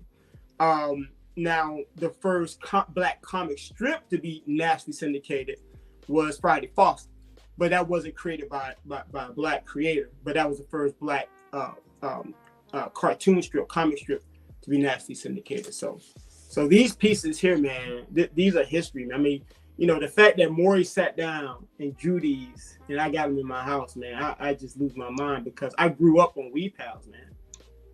And to have these in the crib, man, is just a blessing. So, I'm surprised you don't have a frame. So I really gravitated, Puff, from comic strip original art to comic book original art because I was already collecting comic strip. So I gotta ask this question: do you have Ray Billingsley Curtis? Oh, so not only do I have some of his original art. Yes, I have that book. Amazon will cost you like $500. Yes, I was fortunate to get a copy before they went up. Man, no dog. These books are expensive. This was a low. The second one is even rare and even more expensive. Yeah. These books, like, try to find it, dude. Chris, Chris had that, man. I know exactly what it said. Yeah, this book will cost you a ticket. Real talk. Matter of fact, I had 3. And I gave one to my oldest daughter because I started her a first edition book collection. Okay. So I gave her one of these. But nah, man, absolutely, man. I'm a huge... I grew up off of Curtis in the newspaper strips, and I wish they would like redo a new hardcover edition for that because that character is still going today. I think he's gonna do something. I follow him on Facebook, man, and he's a great brother, man. Kind guy. I've even had a small conversation with him when we talked, and just a nice dude, man. I mean, a super nice guy. You probably won't meet a person nicer. So he's very approachable, and you hit him up on Messenger, he'll respond to you, and he loves the feedback. He loves talking to people. He loves talking about his strips, man. He's just a cool cat, man. And his knowledge on what he's went through the history of strip comics. Who he's learned from, Will Eisner and others. He definitely been through a lot, and he persevered. And he stayed true to his core when it comes to his comic strips. Yeah, and it's similar to Maury Turner. Maury Turner studied under Charles Schwartz. Matter of fact, Charles Schwartz actually helped Maury Turner with Weep. Matter of fact, pushed him and encouraged him. He said, "Look, go and do it. Whatever I can do to help, I help." So. It's good when these cats kind of have that classical training where they went through those stages and learned from some of the earlier greats. But then they turned out and created their own unique characters, man, that resonate with us and we remember, man. So it's crazy, man. It's awesome. Remo in the building. What's going on, brother? Big Remo in the building. What's happening, fellas? What's up, man? Good to see you. Al, you got any questions? Doing good, man. Al, you got anything you want to throw out there? Any questions you want to ask? Yeah, some comic books as well. Oh, you chopping up there, Al? Is there? You hear me now? Yeah, we hear you. Yeah, AT&T, sorry. I done went from Cox to AT&T. Oh, well, yeah, shit, you're in real trouble with AT&T. You're in real trouble now, boy. You might well just use your cell phone. Suggestions? No, dog, I ain't gonna do that. But any suggestions on like Bronze Age comics from the 70s, 60s, and 70s that you could suggest, in case someone wants to actually get involved in collecting Black Keys? Yeah. Matter of fact, we can go through some. Let's start. Yes, we'll work our way back. That's what we'll do. We'll work our way back because, of course, when me and you both know, you start talking older comics. We'll be here for a minute. So go. We'll work our way back. Let's do that. Let's start. Matter of fact, if we're gonna start Bronze, man, let's start with one of the goats, man. Let's go with Ebony. Let's go with Ebony, man. Well, so watch this. Now we've been saying Ebony. Ebony is Ebony. So I recently found out from a good friend of mine, man, named Napoleon Winston, man, who has 10 of these. This dude's a beast. Damn. Great guy, man. He's a huge Ebony collector. And he's a really good friend with Larry Fuller, who's the creator of this book. He educated us and said, hey, man, he spoke with Mr. Fuller. And Mr. Fuller said the correct way to pronounce it is Ebony. Okay. So, yeah. So this came out. So the book was published actually in 1969, but when you get it graded, it's going to say 1970. Wow. But this is a good way to start out with the Bronze Age, man. Now, there was only 100 of these published. So this is not going to be an easy book to find. They're out there. They're going to cost you a ticket. Usually when they come out now on eBay, I think usually the starting price is going to be like somewhere between $2,000 to $3,000, depending on the condition. But there's only 100 of these. And but this is the first independent Black title superhero, which is amazing. This is crazy, from an independent comic book. And the fact, man, that that he basically did all of this himself, from my understanding. Like Larry Fuller, matter of fact, he learned how to go through the training of how to create a comic book, and literally sat down and just did the work, man, which is amazing. So you're looking at something that's not only a part of history from the standpoint of what this book represents, but we're talking about a man in the 70s during a time where he said, look, I'm going to learn how to do this. He didn't have any education on it. He didn't know it, but he figured it out and just put out an amazing product, man, that we're now beginning to appreciate as time go on, man. So this would be a good book to start. I would say, as far as the Bronze Age. Okay, question. Was that a one shot or was that part of a series? Great question, man. So it was a one shot. Now we're a part of a small group, man, that I'm blessed to be a part of, man. Some amazing young brothers. We found out there was a production plate that was for issue number 2, but issue number 2 was never printed. And so what a lot of us did, we all got together and we purchased it and we gifted it to Larry Fuller. So this is the only issue that was published, but there was going to be a second, but it was never published. But the fact that I was a part of this great group of guys, and the brother Otis was the guy that really put us all together and said, hey man, let's do something special for Larry Fuller. And everybody jumped on. I mean, it was like everybody was like, "What can I do? What can I do?" It was beautiful. Even cats that was kind of going through some financial situation, it was like, "Man, we're gonna do this. We're gonna make it work." And that's what it's about, man. So, but this is the only issue, bro. Wow. So this is definitely a piece I would say as far as Bronze Age. Want to get started on. Another Bronze Age piece, my favorite. This is my favorite. I'm biased. I'm a huge Friday Foster fan. Yes. So first Black woman to have her own title comic book, Friday Foster. Yes.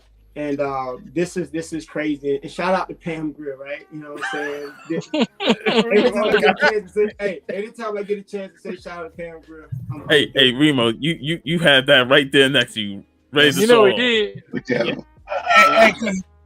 Hey, cause you know why I bought it? Because my brother put me up on it. Yeah, man. And this one I'm blessed, man. This is a 9.4 pedigree, which is this was crazy that I was able to get this book, man. So I buy this book every time I can get it. When I first started getting back into comics, I was specifically trying. I'm coming to the party too. Shit, I got mine. There you go, pull it out, baby. but this came out in 1972. Remember, Dell Publishing shut down in 74. So this is not the last. Some people say it was the last book published. That's not true.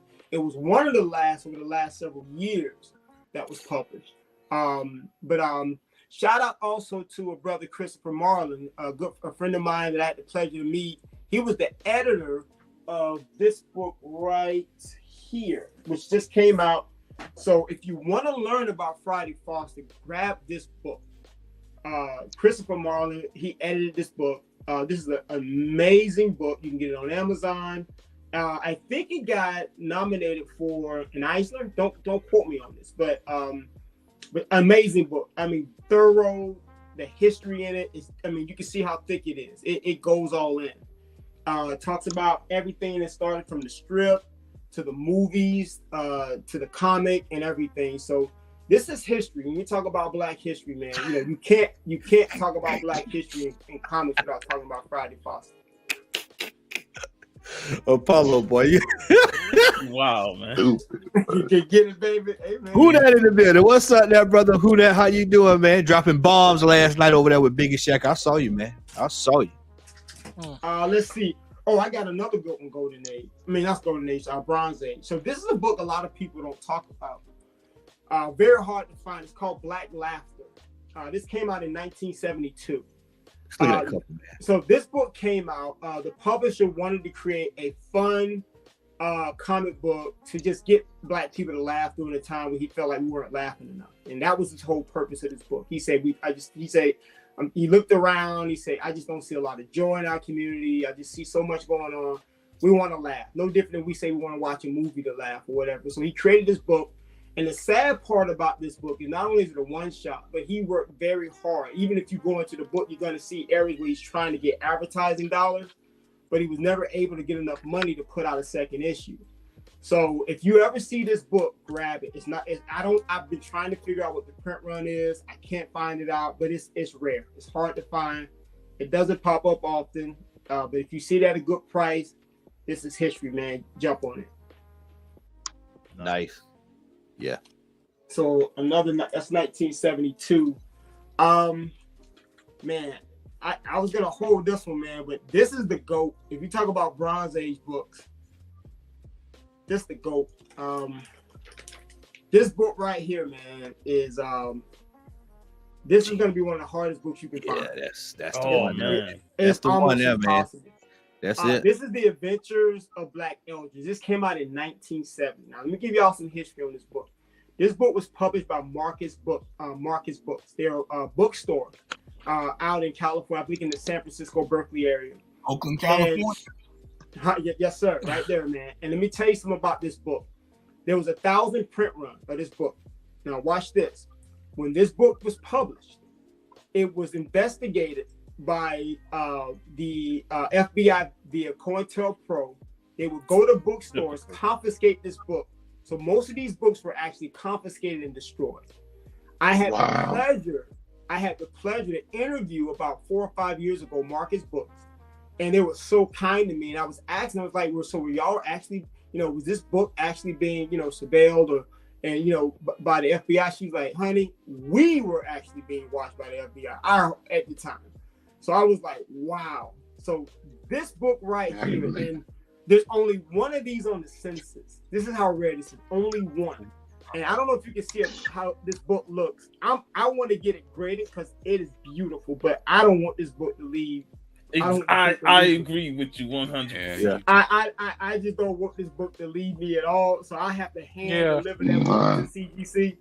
But this book, I believe this book could actually come back a 9.4, maybe 9.6, but at least a 9.4. It's that beautiful. You showed about 2 or 3 books that when I say spend some heavy money, these are the kind of books. See, all that stuff y'all be talking about this going out there getting that creature commandos and all this junk.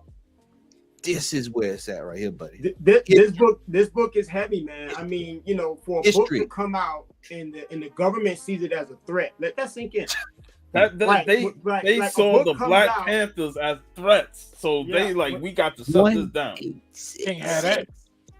So this was a book, man, where this is one of those books I found out.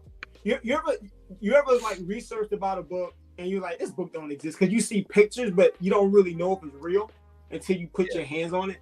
Mm-hmm. And all of a sudden, I saw this book, and the guy wanted a nice penny for it. I was like, come on. So we were going back and forth.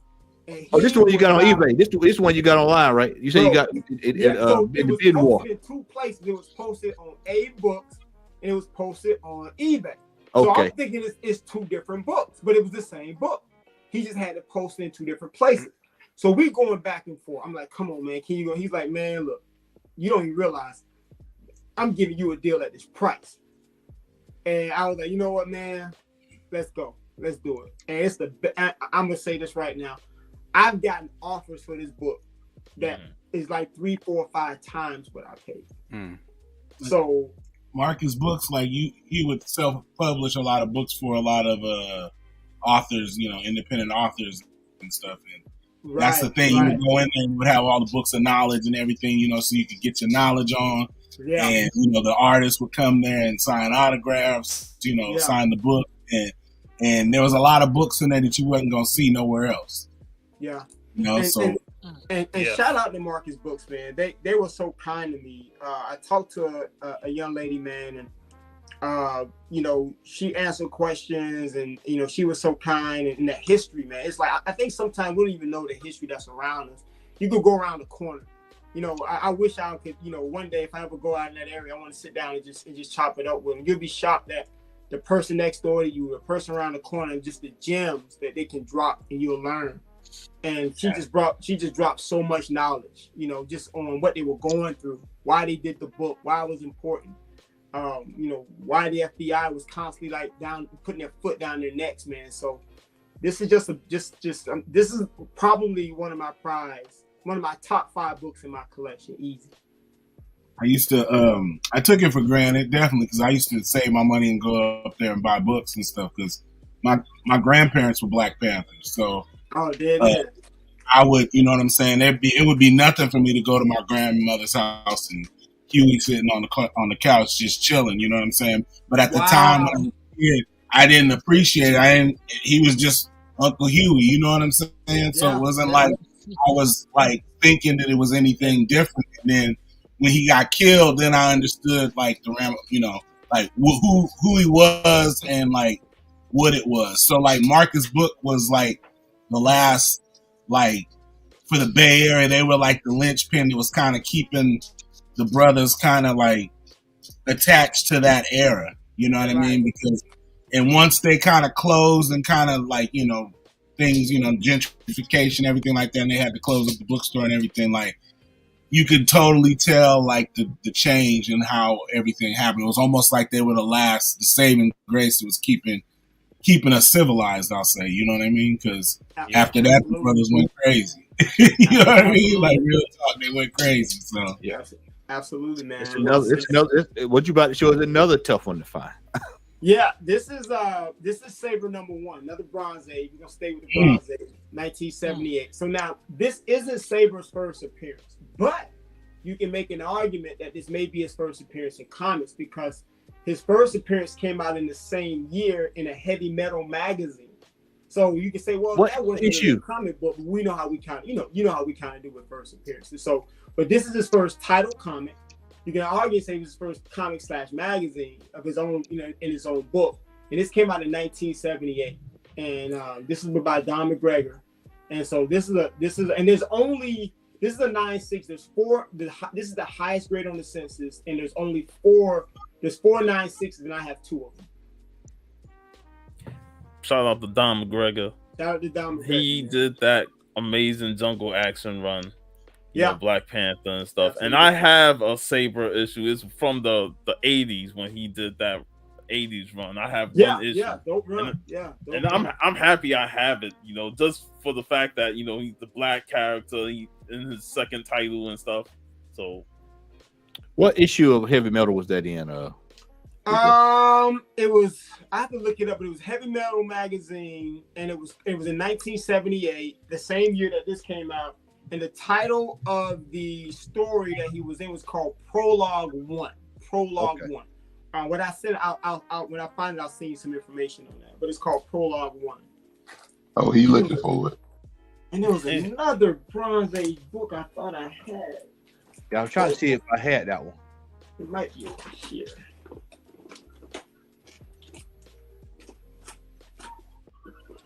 And when you were talking earlier about the FBI confiscating those comics, it's funny. I was watching earlier in the week a movie that probably very few people know of, but the panel probably know of, and that was The Spook Who Sat by the Door. Okay. Yes, and I watched that film, and I heard the history about the book and the film, and how that movie got shut down after like 2 weeks in theater because of how the CIA was being infiltrated, was fearful of possible infiltration of blacks, the possibility that could happen, and they didn't want to give no ideas. Right. That's real. Yeah. I thought I had my issue with Calvin, but that's another Bronze Age book that I would definitely grab. That came out in 1973. I had like a couple of copies, but Calvin came out in 73. It was a black kid. It was a Marvel publication. And the cool thing about that book, Calvin is the second black character to have his own Marvel title. Of course, we know Luke Cage was number 1. And a little trivia, who do y'all think was number 3? The first black, who do you think was the third black character to have his own Marvel title in the comic book? Let's see. Rhymes with Remo. Oh, God. Reno Jones. Yes, Reno Jones.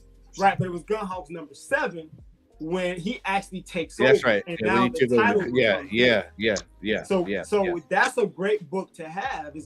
Is Gunhawk's number 7 because that's when Reno gets his own title. In that story. Yeah. Don't you got that one, Matt? No, I don't have that one. Yeah. You'll have it next week. I was actually looking for that at the show, man. But check out Little Kids Calvin. Man, I thought I had that one over, but that came out in 70. I put mine up. I had it out because I was showing Will. I think I had it for Will and him the other night, but I didn't show my loose books. But yeah, I got one of those. If you find them, grab them because a lot of times you either find them this way. One, the store either know what it is, and so then you'll probably get taxed on it. But a lot of times you can find them like at like flea markets, places where and it's just be obscure Marvel little kids present. And it'd be sitting right there, Calvin. Yeah. And before we go to the Silver Age, man, we got to show some love to the Black Archie, man. If you don't do Fast Willie, man, come on. if we're not going to show love to Fast Willie Jackson, hey, I'll say, hold on, I'm going to show you something. Yeah, Fast Willie Jackson, man. 1976, Bronze Age love. Brother Allo, the right flip do some stuff. Yeah, yeah. It might be in storage though, but I got that book. Yeah, Fast Willie Jackson, man. I'm surprised you didn't pull up. We in the Bronze Age. I'm surprised you didn't pull up your boy Rico. One of your favorite characters, man. Which one? Blade. Oh man, look. First of all, hey. We seen Blade. We've seen first Blade. I like these obscure ones, man. Like Blade, we love Blade. Hey. No, but you know what though? It's funny you mentioned that because I was like, look, if we're gonna do history, I know we know about the Blade, the John Stewart, the T'Challa. I'm just teasing with you, man. I'm just messing with you, man. Let's keep it rolling, man. Because I got we can definitely go Blade. That's one of my favorite characters. But the last one I showed, this 1981. Oh man. Jeff had that in his collection, man. He won't let me get it. It was sitting in the box. I was like, you gonna let me get it? He said, no, I'm keeping this because it's got black man on it. I said, damn it. So there's a lot of history with this book. This came out in 81, but there was also like another rendition of this book that a friend of mine, a guy named Willie has. And let me tell you something, man. It's so rare, it's crazy. I think it's like the production copy or something. Don't quote me on that. But this book actually was more, it's a comic, but this book actually was like I guess you can call it like a press kit or a media kit. When you read the book, they're actually trying to, showcase the characters. It's really trying to build interest. It was published by a company out in Indiana, but they actually did their marketing in Texas because they felt as though that was a good market to actually go in and try to get generate buzz and interest for the book. They felt like that was a good market in a particular area in Texas. So unfortunately, this is the only issue we have, except for that. I think that other production piece, which is extremely rare. But this is a dope book to have, man. This is a book that's very volatile. This is a book I've seen sell for like $1,500, and then next thing you know, turn I might sell for $300-400. You know what I mean? Oh wow. So it just depends, man. It kind of depends on the seller. Do they know what they have? Do they understand the history of the book? So it's one of those situations. But definitely, a good way to cap off, the Bronze Age books. You got your Golden Legacy by you, man? You got your golden. Man, hold on. We got to show them. Me and him. This is a little history on the panel. You got two. I'm gonna wait for him to get his up. Come on, man. You know when you told me you had that 9. Yeah, I said we got the showing together. So you looking at the two, man. But you got the 9.6. I had to bring the 9.4 since you got the 9.6. The two highest graded on the census right here on the same panel. Yes, sir, right here. Black on. Cowboys, baby. Let's do it. Yeah, black on, baby. Black on, baby. And like Matt was saying in the other video, you want to get the Fitzgerald periodicals one. They did reprints much later, but if you want to grab these, get the one that was printed by Fitzgerald in the 70s. Yeah, I found two of those at a local store here in Macon that sells that only have their Christmas sales for 15% off. Now watch this though. This is gonna make you laugh. Have you ever seen the Golden Legacy? I've never seen the hard book. No, I've never seen the hard book. No. It's the hard book that has all of them in there. Oh snap! That's getting ready to get bought. You see that right there? That might get bought tonight. Yes, sir. I know what I'm doing with my tax money when I get that. Right. No, where it's going. Tax money spent. It's already spent. It's gone. But before we go into the Silver Age, man, y'all got any questions on any of the books or anything like that? I just think it's remarkable, when we talk about comic books. I know Apollo was joking, man, but a lot of people just see Blade. They don't think about these other characters, and it's just the importance, the history, that and the work, because a lot of these Blade artists, man, they we know them, but they don't get a lot of shine, man. That's right. And it's just beautiful to see this stuff, coming out and and just you showing it, man. There's a lot of history, man. For me, man, this what keeps me in the hobby. I don't really sell books, man. I'm very focused on how I collect. Puff was saying earlier, some other guys were saying earlier, buy what you love, man. X was saying the same thing. Find what you love and you buy it. X and I was talking about that earlier before we started. Whatever it is that you love, you buy it. And for me, man, I got the TLD10s, I got the FF52s, the Strange Tales 169. I got all those books, but those books for me, it's these books here that keep me in the hobby. It's these books that I'm always trying to find something that I didn't know existed before. A friend of mine asked me, he said, what's your Grail? I said, I'll know it when I find it, because I'm still looking. I'm still looking for that book that I don't know exists yet. So for me, it's just always constantly searching, man, for just that history, man. This would be a great way to segue into the Silver Age. I don't know, some of y'all may have seen it, but we actually had an album. Colored Man. Called The Adventures of Colored Man. Boy, that's like some shit Chris would come up with that. So this is actually really funny. You can actually go on YouTube and listen to the whole thing. This came out in 1967 by Capitol Records, around 66, 67. And it's an actual story of a black superhero that came out in the 1960s. So just a cool novelty piece, kind of fun. But if you're into heroes, funky though? Is it funky? It's kind of funky, but it's kind of I'm not more jazzy. It's not funky. It's like it's more like a comedy sketch. It's more funny. It's like a Blowfly album. Or something. To be honest with you, Remo, I wish it was funky, but it's not. Yeah. I really wish it was, but it's one of them pieces, man. That it's one of the pieces where when I started digging for books, I thought it was a comic. Because I was reading, I was like, Adventures of Color, man, what's that? And then when I found it, I was like, oh, this is an album. Mm-hmm. So I went ahead and bought it years ago. I was like, okay, well, I just added to the collection. You know what I'm saying? So, but I wish it was funky. It ain't funky. Yeah. But let's see. Now I guess we're in the 60s now. Did y'all notice how, I don't know if y'all remember Saturday Night Live, but Saturday Night Live bit off of that design with the ambiguously gay duo. Mm-hmm. Yeah. You're always stealing. Mm-hmm. So, let me see. Well, you know what? Shout out to Puff, man. Since we're in the 60s now, in the Silver Age, we can talk about one of our goats, man. I was trying to find number 2, man, but it's put up. Let's talk Lobo. Oh man, That is awesome. Right That there. is a book that you know. Sean ran out the door with that one today. I wish. Yeah. I wish.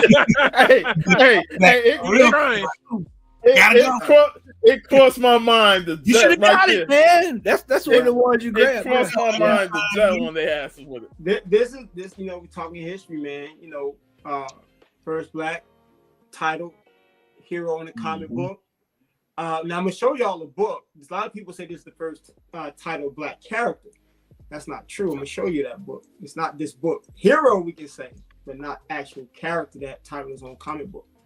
But this is crazy. And I know we talk about this book, but this is a book I would say if you can find at a good price, snag, because so when Lobo 1 came out, it actually, remember, people always talk about mainstream books, but people forget during that era, Dell was a mainstream publication. They were a heavy hitter. So that book had a high print run, well over 100,000 copies. So, but the problem was it wasn't well received because, you know, we all know why. So those books were getting sent back, they were destroyed, and so it took almost a year for Lobo 2 to come out. So Lobo 1 came out in 65. Lobo 2 comes out in 1966. But the print run was significantly lower because why? Because they were like, we weren't getting no love with the first one. They were sending them all back. We're not going to do all this high print run. So this one is actually much more rare and harder to find, which is Lobo number 2. Yeah, that's wild.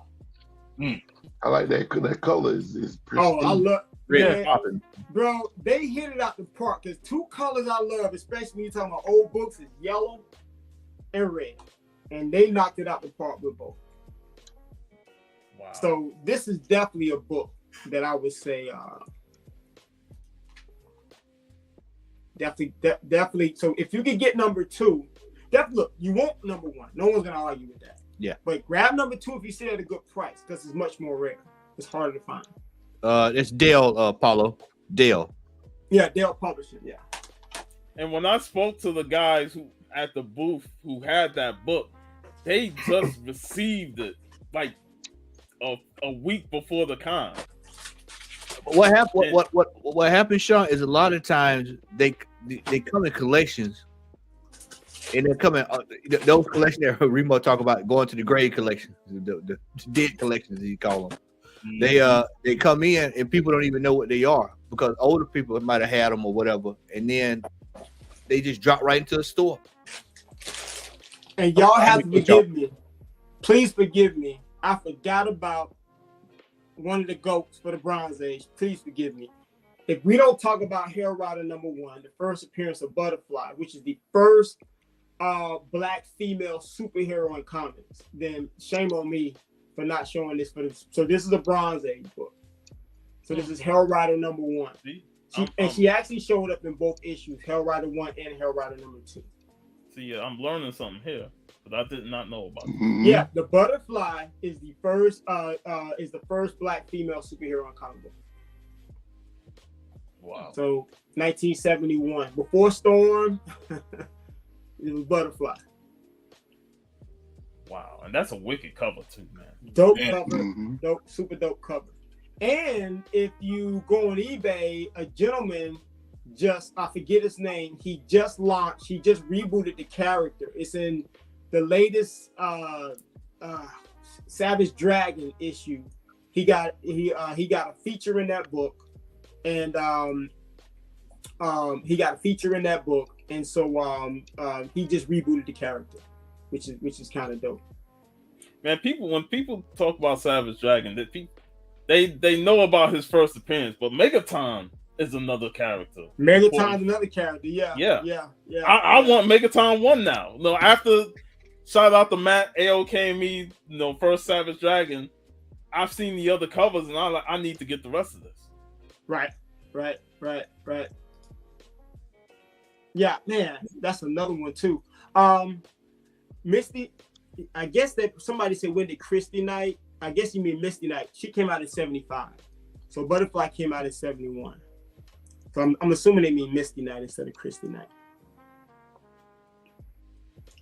Yeah. I'm sorry about that. My bad. So I forgot to show that one, but Hell Rider 1, you could probably get this book at a good price, but this is a must, I think, a must-have book to have, to own. Is it like magazine size? Yeah, it's magazine size. Yeah, I think this was Skywall. Yeah, Skywall Publications. Matter of fact, another book Skywall Publications did in 1973 is Scream number 2. I have that, but I don't have it around. Scream number 2 is where you have Lady Satan, who is actually a black woman. She's actually considered the first black anti-villain. So, but it's in Scream. It's in Scream 2. Yeah, Scream 2, 1973, if I'm not mistaken. So that's another Skywall Publication book if you want to get an early black appearance, and that's also Bronze Age also. And especially if you like horror, it's even better. Oh yeah. Let's see. I guess we're back in the Silver Age again. Oh, I got it. So now I'm gonna show some books, man. Some of my favorites. This book right here is my pride and joy, man. That's a hard book to find right there, bro. Man. Now, so I'm gonna read something for you all that was published, that was printed by from this is important. Let me show you how crazy this book is. If you want to share the screen, you can share the screen. I'll pull it up if you want to share it. Oh yeah, we can definitely do that. Yeah.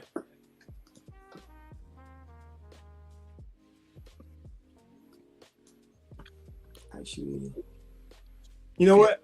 I might not be able to do it because I'm on my It's drop the copy the click over there in private chat. Just drop the link over there. I'll pull it up.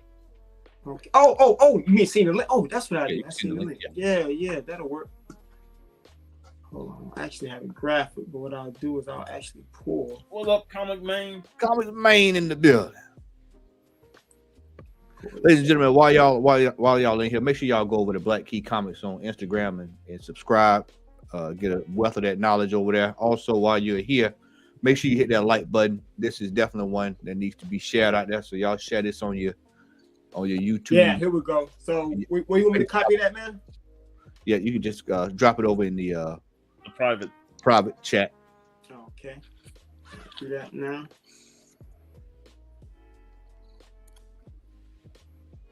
What I might do is I got my phone. What I might do, Matt, if it's okay, I might just send it to you in IG. Is that okay? Perfectly fine. All right, cool. Yeah, I just sent you that, and I want you to pull that up, man. This is amazing, man. This is why this book is so important. I'll bring the book back up again. In my opinion, and I'll draw my line in this thing. I don't have a problem saying it. Outside of All Negro Comics, there's no more important book than this here. And I'll explain to you why in a minute. But there's no more important book from a historical content standpoint than this book. And the only book I would put ahead of is All Negro Comics because they're the OG. They did it first. All black production team during a time where people didn't want to give them paper to print the book. Yeah. So we got to give them love. If we don't give nobody love, we got to give All Negro Comics, GOAT status. But once we give them their love. So, all right, so look at this here. So this breaks down the history of this book. So what was important about this book in the 1960s, Harlem was going through this crazy period, man, where it was dealing with just drugs, crime. It was just getting out of hand. And so a group came together called Harlem. And what they wanted to do was they wanted to establish a group where they could say, we need to create an initiative to try to help revitalize our community, economically, socially, politically, just empower them, give them the tools and resources they need. And so they was able to receive money, a grant for, I think, somewhere around $180,000, somewhere in that range. And what they did was they came out with these certain initiatives to put out, all these different initiatives, a guide, they did an album, they did all these things, and they gave all these things away to people in the community just to kind of just revitalize the community. They did events, they did all types of things. Well, one of the things they did was this comic book. And the reason why a lot of people always ask the question, is there a 1 through 4? Because it's called Harlem Youth Report number 5. Number 5 was the fifth initiative, the fifth piece in the initiative that they actually produced. So that's why it's called number 5. It's not because there was a 1, 2, 3, and 4 of the comic. This was the fifth piece that was involved in the entire initiative that they created. This book is powerful. I mean, it's when you read this story, your heart goes out to not only people in the community, but the people that was working hard to try to revitalize the community. No comic book in the history of comic books speaks to Black America like this book does. It's not even close. It's not even close. So that's why I always say, outside of All Negro Comics #1, there is no more important book than this. Now I'm going to read this. I'm going to read it out. So this book was auctioned years ago. This book was auctioned years ago at Heritage Auction. This is what they said. I'm going to read it out. It says, Harlem Youth Report #5, Youth in the Ghetto, 1964. It says, when it comes to scarcity, this may well be the Silver Age equivalent of Golden Age books like All Negro Comics and Negro Romance. Many such comics have very limited distribution, and only African American comic book readers would generally consider buying a copy at the time of the issue. This one was reportedly only distributed in Harlem. We have never before seen a copy, much less offered one for public auction. This is the words from Heritage Auction. So this just shows you how, when you talk about rarity, one just sold about a week ago on eBay for $3,000. If you ask my opinion, that was a steal. Yeah. No, that was highway robbery. That was a steal. And matter of Remo, fact, you got that, Remo? You picked that up, man? I'm looking now. I thought you paid the $3,000 for it. Right. So in full disclosure, I know the guy that bought it. He hit me up. I'm not gonna ruin it for him because I told him I want him to be able to. I'm happy for him. I'm so happy for him. He hit me up, man. He was on cloud 9, and he had been wanting that book for the longest. He really wanted the Black Elder, but he said when he saw this, he couldn't pass it up. So I was so happy for him. But this to me, man, is I posted this book maybe 2 or 3 times. That's how important this book is. I may have posted this book 2 or 3 times on my IG page, just so people can understand how important this book is. But you can just look at it and just skimming through it, you understand. Oh, and that book right there you see, that's what this is here too. This is the manual that they created. You probably see it on that page. This is also very rare too. Man.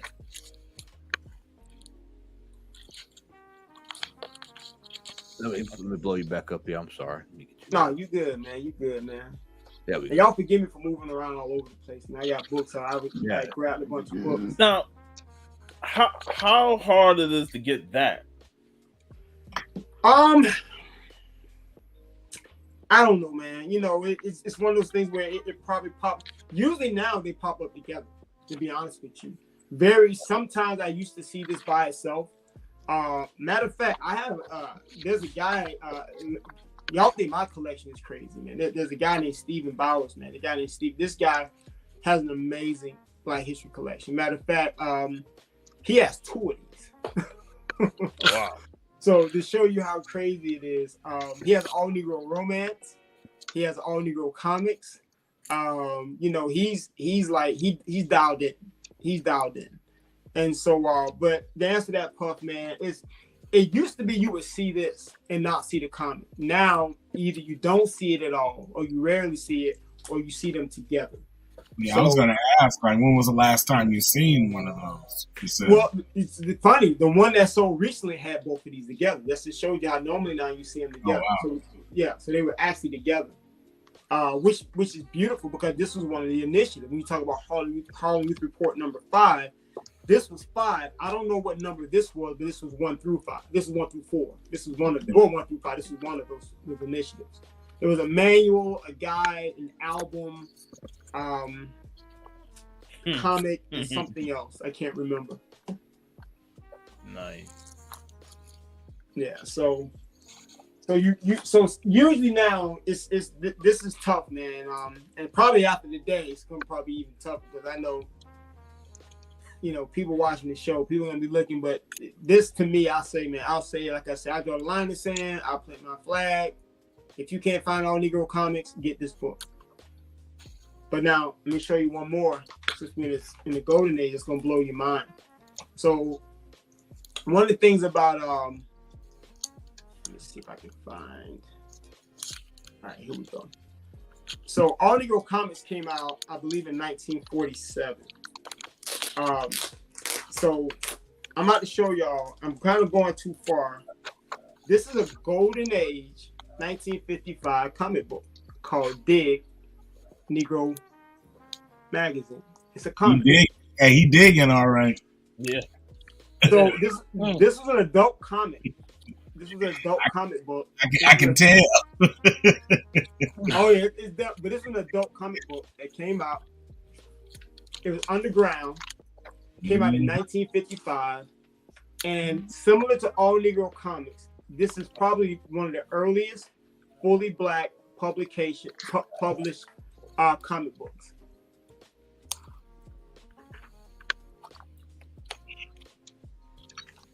God, man. This is probably even harder to find than Harley Reef Report. This is tough. When I found out about this book, I didn't even believe it existed, and I kept digging and digging and digging. Finally, one came up on eBay. This was probably about 4 or 5 years ago, and I was like, "Oh, I'm gonna win this thing for probably like $25, $30 because no one knows about this book at all." And all of a sudden, I'm going through the auction, and I ended up winning it, but it almost hit $400. That's it. This was like 4 or 5 years ago, which means somebody knew about this book.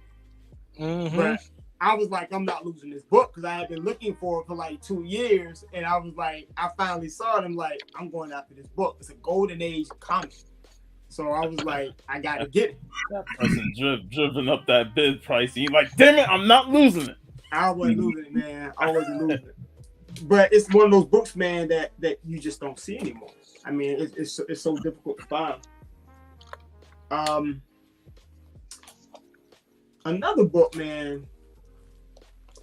You know, let's get back to some Baker love, man. You know, I think how Matt and I met was we were talking. There was somebody. So there was a video that somebody had came. It was on is it Comic Geek? Is it Geek Comic? Yeah, Comic Collector. Yeah, and so I know the guy, great guy, the guy that was being interviewed. He's actually hit me up a couple of times. Cool cat. But he was on the show and he showed a book which is Best Comics #1, and he said that book was the first. The character was Red Mask. Came out in 1939, 1940. He said this is the first appearance of African/Black superhero in comics. And I'm watching him and I'm like, no, it's not. It's not true. And for me, this stuff is important. It's important because this is our history. And I feel like it's important we get it right. And when you put somebody else at a spot that he doesn't deserve, it pushes somebody else down that deserves to be in that spot. And so for me, I went on IG. At first, I reached out to him, and then I reached out to them on YouTube. I was like, "Y'all got it wrong. It's not true." But most importantly, though, I made sure I gave them receipts. I just said, all you have to do is open the book and read it. And it specifically tells you where the character's from. Don't know. So I posted the book on IG, posted the pages from the book, and where specifically where the guy, Red Mask, is telling the lady where he's from. He's from island called Kakuka or something to that point, which is in the French Polynesian Islands. So he's actually a French Polynesian or Pacific Islander. And so what ended up happening was the problem is that on the cover, the characters are very silhouetted. So people just assume, oh, it's a black character. But even when you go inside the book, he changes colors to white. So it's like there's so much ambiguity when it comes to that particular character. So it was important that I let them understand that just read the book. Don't look, just look at the cover. Like they said, never judge a book by its cover. Don't look at the cover. Read the book, read the story, and it tells you exactly where the character is from. So the reason why that's important, because when you do stuff like that, you take away from this book right here, Crown Comics #3. And Crown Comics number 3 is the first appearance of Buddha. Buddha is actually the first Black hero to have his own feature story. This is very, very, very important. Not only because of that, but because this came out in 1945, but it was also, watch this, not only the character was not only drawn, but created by Matt Baker. People forget Matt Baker was also a writer, but he was mostly an artist. He was known for his art, but he actually did writing. So Buddha was his actual creation. You see what I'm saying? So that's the cool thing about this book. So we got to make sure the right book is put in its proper context. So in its proper place in history. So Buddha is, and I can even make an argument. One of the cool things about this book, and it's not a really rich love story, but Negro Romance came out in 1950. So this book actually is kind of a love story, you know, with Buddha as well. So you actually get some Black love in this book too, which is kind of dope. Awesome. Yeah, man. Matt Baker, nothing else needs to be said, man. As far as I'm concerned, the GOAT. Now, I'm gonna say this too, though. When we talk about people like Matt Baker, I wanna share an amazing artist with you guys that we really gotta show some love to in Black History Month. During the golden age, there was a Black artist and writer. He's actually also a sports journalist. His name was Ted Carroll. Ted Carroll, watch this. This is gonna blow your mind. Ted Carroll, if you know this book here, this came out in 1950. Well, I just keep the plastic on. This is Joe Louis, Champion of Champions. That came out in 1950. Not only did Ted Carroll do the artwork inside this book, he also wrote the book. So this book came out in 1950. So this is a Black artist and writer that's actually writing and drawing comic books that's being published by a nationally syndicated publishing company, which is crazy. So this is somebody we don't talk about in history, but this is what Black History Month is about. It's not just about talking about the things we know, but also talking about the things that we don't know. So Ted Carroll is one of our early GOATs, man. And not only that, one of the books I really love is this book right here that came out in 1947. Now, this is a picture book. Now, this is what's important. Remember, we just got through talking about Best Comics #1, which was somebody was saying was the first Black African superhero. Well, if you notice, that book was horizontal. That's the comic book, horizontal. So also we know that a lot of comic books are called picture books, picture stories. This is actually a comic, but it's more like it's called a picture story. So we'll just call it a picture storybook. But this came out in 1947. Ted Carroll not only wrote this book, but he also did all of the art in this book as well. And it's an actual comic. You can look at it and see. It's a comic book. Wow. 1947 by a Black artist and writer, Ted Carroll. So this book is called Ring Career. It's Joe Louis versus Jack Dempsey. Ted Carroll had a deep love for like sports. He was a sports journalist. He was a writer. So not only was he a great writer, he's a great artist, but he loved to do a lot of different comics that had a lot to do with sports. That's why we have and boxing as well. So that's why we had the Joe Louis Champion of Champions. He really wanted to be a part of this particular project, so he actually wrote and drew this actual comic book as well. So he beat Joe Lewis's ass.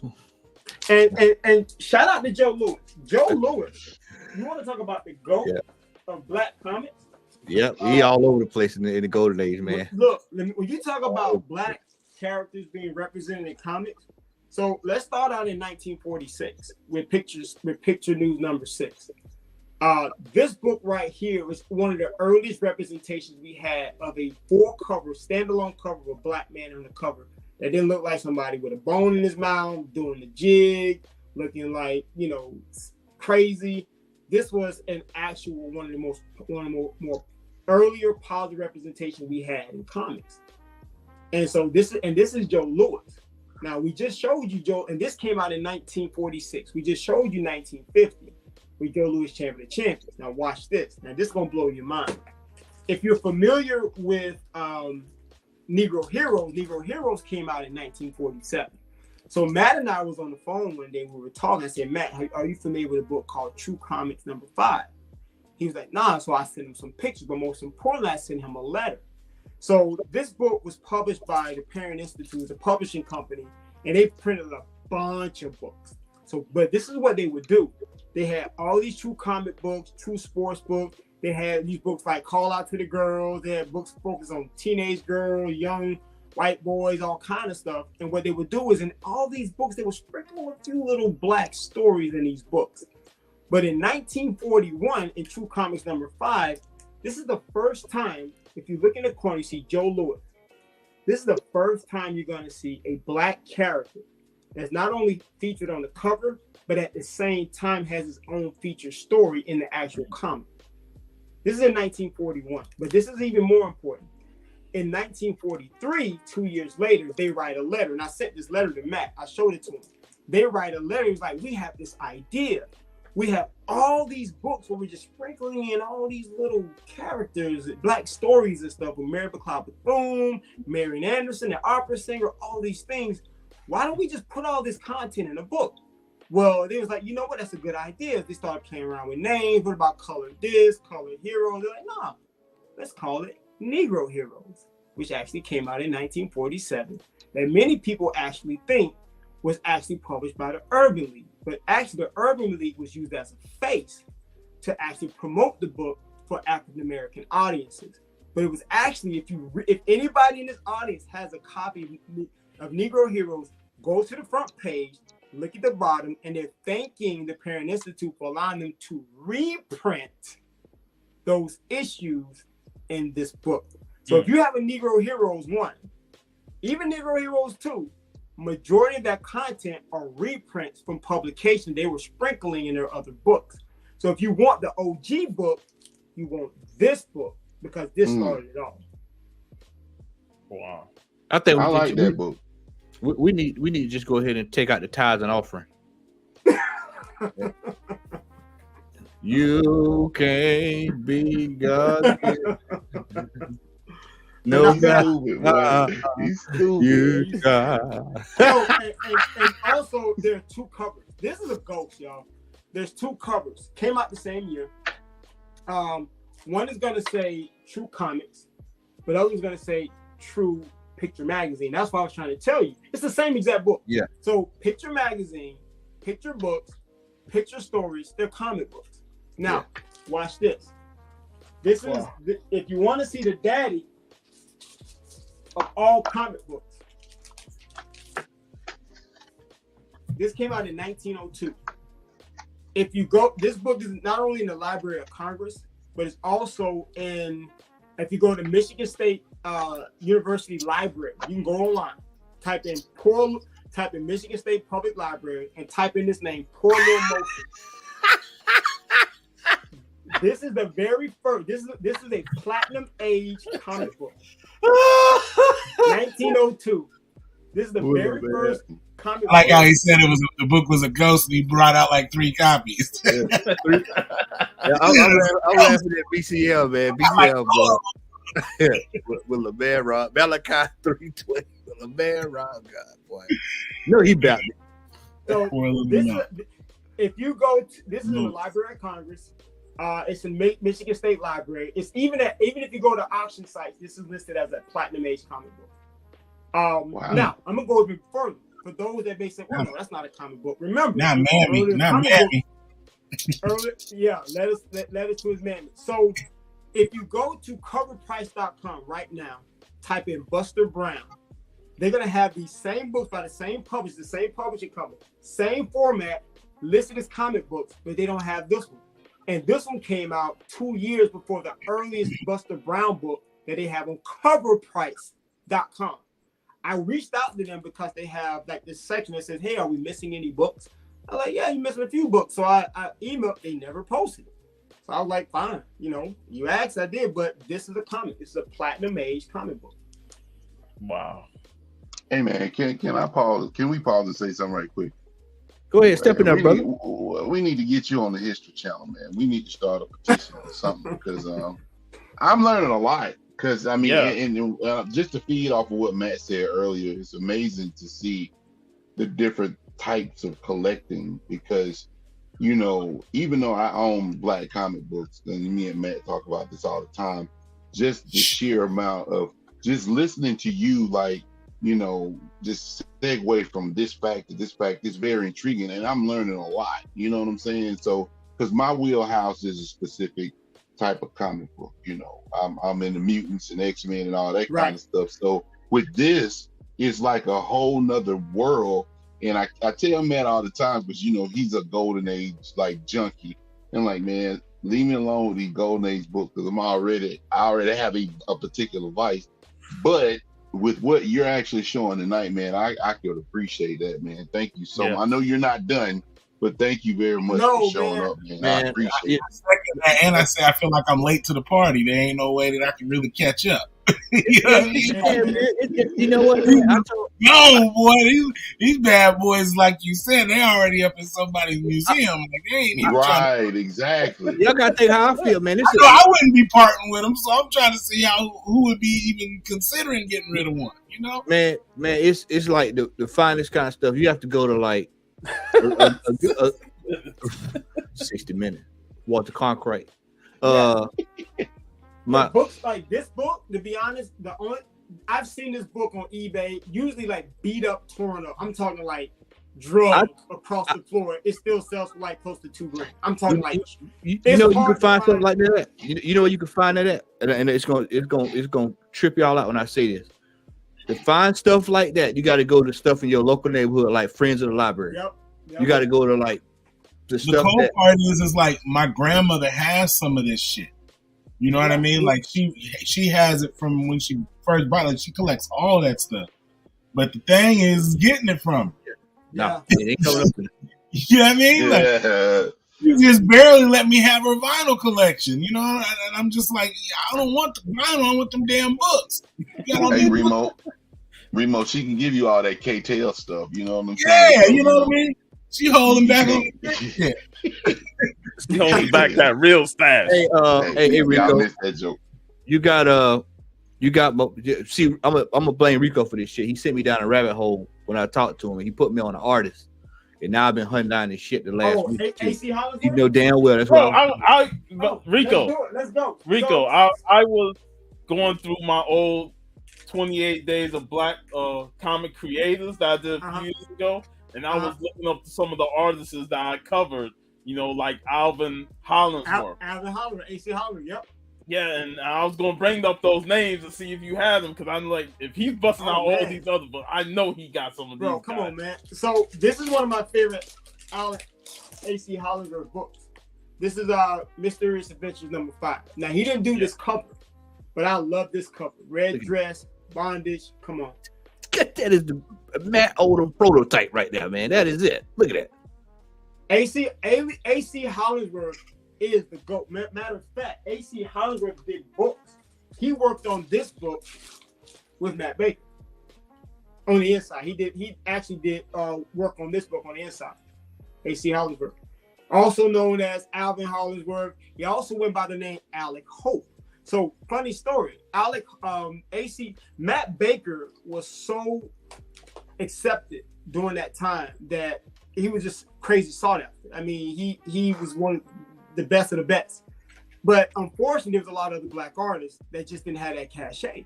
So their name didn't carry the weight like Matt Baker did. So they had to use pen names to do work. So AC Hollingsworth also worked on the pen name. Now watch this. Matt Baker later in his career did the same thing. He did work under Kirk Davis and the name Matt Bakerino, which is funny. But he also later in his career started working under pen names also. So AC Hollingsworth is one of my favorite artists. I mean, him, Tim Carroll, Matt Baker. I try to go after all of their work, but this is one of my favorite pieces. And there's one particular book that I'm going after now, but I want it in a high grade. So there's some lower grade copies of it, but I want it in a high grade where he actually did the cover. So, but AC Hollingsworth, man, is indeed, you know, one of our goats, man. So yeah, I'm glad you mentioned him, man. Definitely somebody you want to add. And going back to Matt Baker, we can't talk about Matt Baker if we don't talk about Jumbo 69, which is his first, credited work in a comic book. So this is Jumbo 69. Hey Matt, didn't you just get that book when we went up to not 69? You didn't get that one when we were up at the Atlanta Comic Convention? No, I didn't get that one. I got you thinking about Ruler. About Ruler. Oh, okay. Now I got one for you, Matt. There's a book, man. There's a word that I hear people say, I'm gonna give you some cornbread. I'm gonna give y'all some cornbread. If y'all are familiar with 7 Seas #6, that's probably one of Matt Baker's most classic covers. Love that, but you're gonna pay a penny. That book probably beat up, gonna run you about $5-6 grand. I'm talking beat up.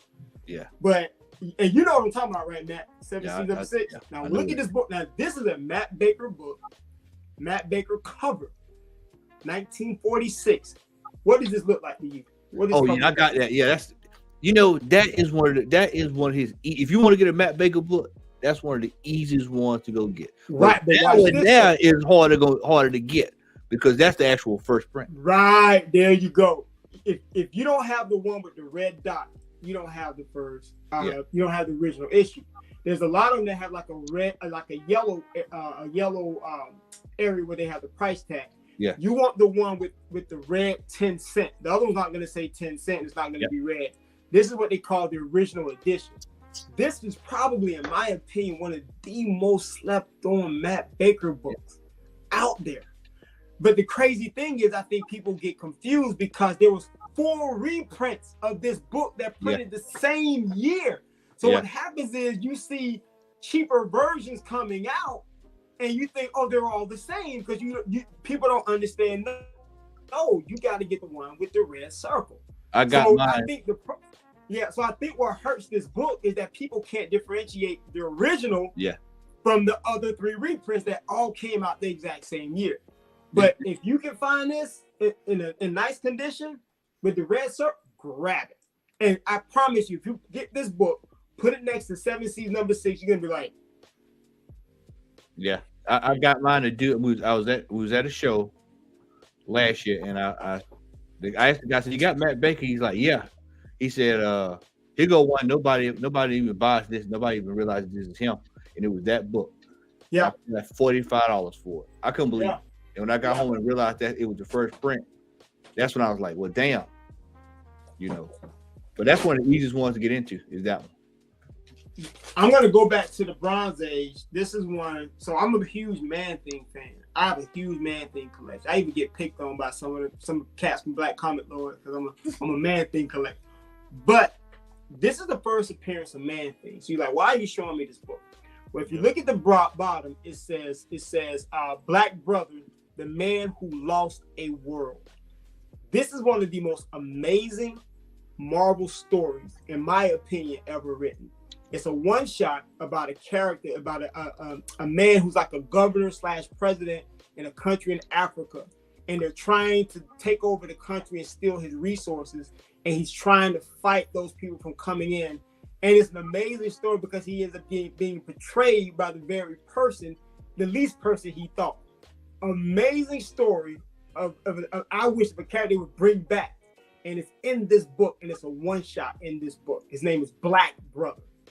So this is Savage Tales #1, 1971. So you're getting a double whammy. You're getting the first Man-Thing, and you're getting the first Black Brother, all in the same book. Nice. Dope story. You can go online and read it, but this is an amazing story. So this is a sleeper. This is another Bronze Age sleeper I would get. Like I said, you get the first Man-Thing, right at the same time you get, another dope book. So I think I got a couple more. So these aren't the ones we like to show, but it's a part of history, right? So I'm going to show it. These are some of like World War II books. This is Clean Fun. This came out in 1944. Clean Fun, starring Sugarfoot Jones. Of course, stereotypical. Very Sugarfoot Jones. Yeah, Sugarfoot Jones. Now the crazy thing about this book, we're in the variant era now, where you have all these variants. So if you get this book graded, it's gonna say 2 cover variations, 2 cover color variations. Well, it's actually not the color, it's the paper that gives you the appearance that is 2 different, and it's still technically color. But the reason why is because of the paper. During that time, especially during the war, there was a paper shortage. So what they would do is when they would print copies, sometimes they had to print some on one color and print one on a different color paper, a different type of paper. So this is more like a parchment paper, while this is more like maybe more of a traditional paper they were using at the time. So when you look in the corner of that book and it says 2 cover color variations, it's really the paper that not like an actual color. So that's what this is. So this is 1944. Nice. This is awesome stuff, bro. And we can't end on no stereotypical book. We're gonna bring it back to the golden age and bring up one of the gold. Everybody know about this. Oh yeah. You gotta show it, right? You I'm gotta looking show for it. that one now. Yeah, they had John Novell had that on his wall. Now, if you're looking for it, this is not the one. Try to find a Whitman variant. It's actually much rare. So there's actually a Whitman variant of this also. Yeah. So go for that one if you can. If you can get it at a better price, that's going to be more rare and more sought after. So,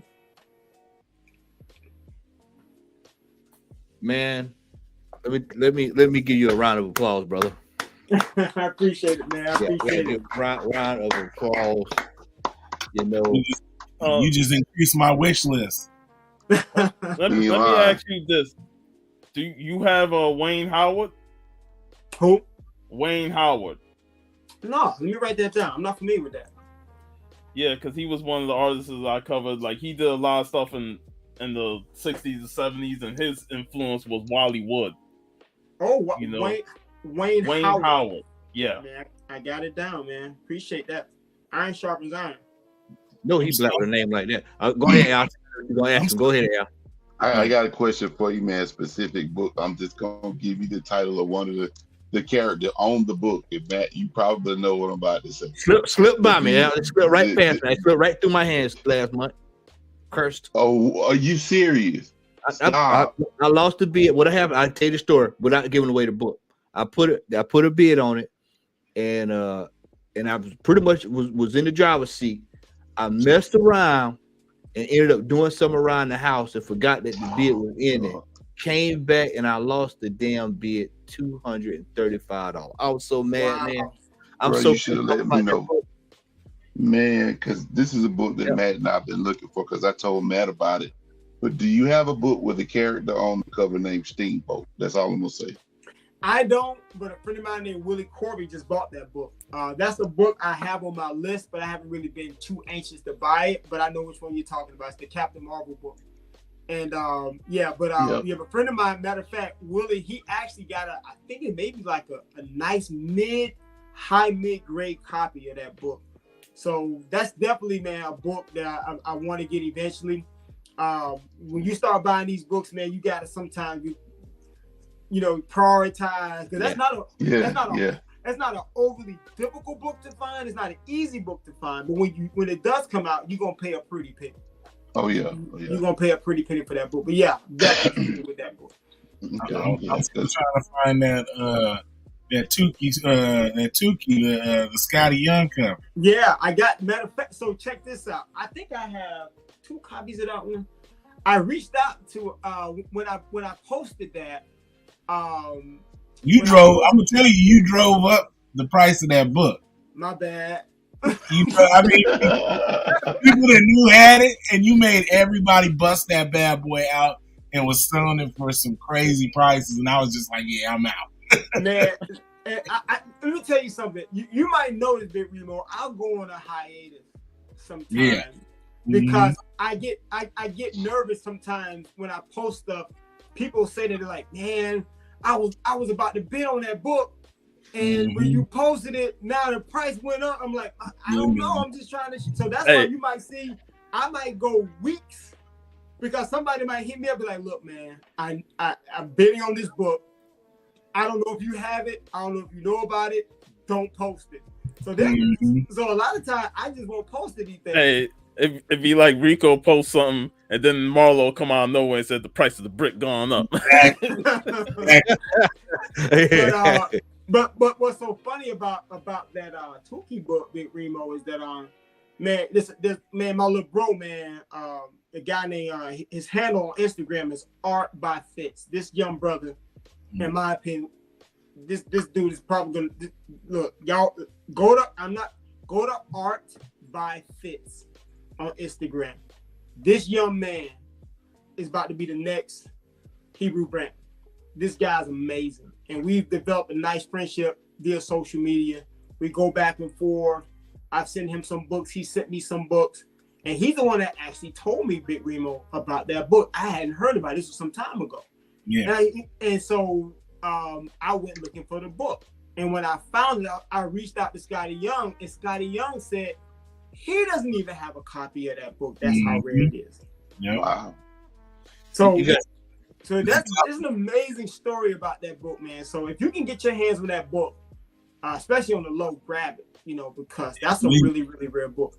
It'd be high like rent nowadays, but like, I mean, I got a price range I will pay, and I ain't seen it at that man, dude, there are some books, man, that even there's some books, Remo, I'm just gonna wait on, and I try to negotiate. Yeah. But there's certain books that when you see it, you just gotta snatch it. Yeah, you gotta snatch. Like rare, scary. Like if you see a Harlem Youth Report, you either got to try to get the price down, walk away completely, or just bite the bullet. No, that's the thing. You got to be willing to do either or. Either bite the bullet, you got to walk away. Yeah, go ahead. Go ahead. Okay, I want to quiz you, Rico, because I mean you done already showed us books from the dawn of time already. But I got a book over here, man. I'm gonna pull up and I'm gonna see. I'm pretty sure you got it, but I'm just gonna want to see if you actually. It's not really a major book, but it's this right here.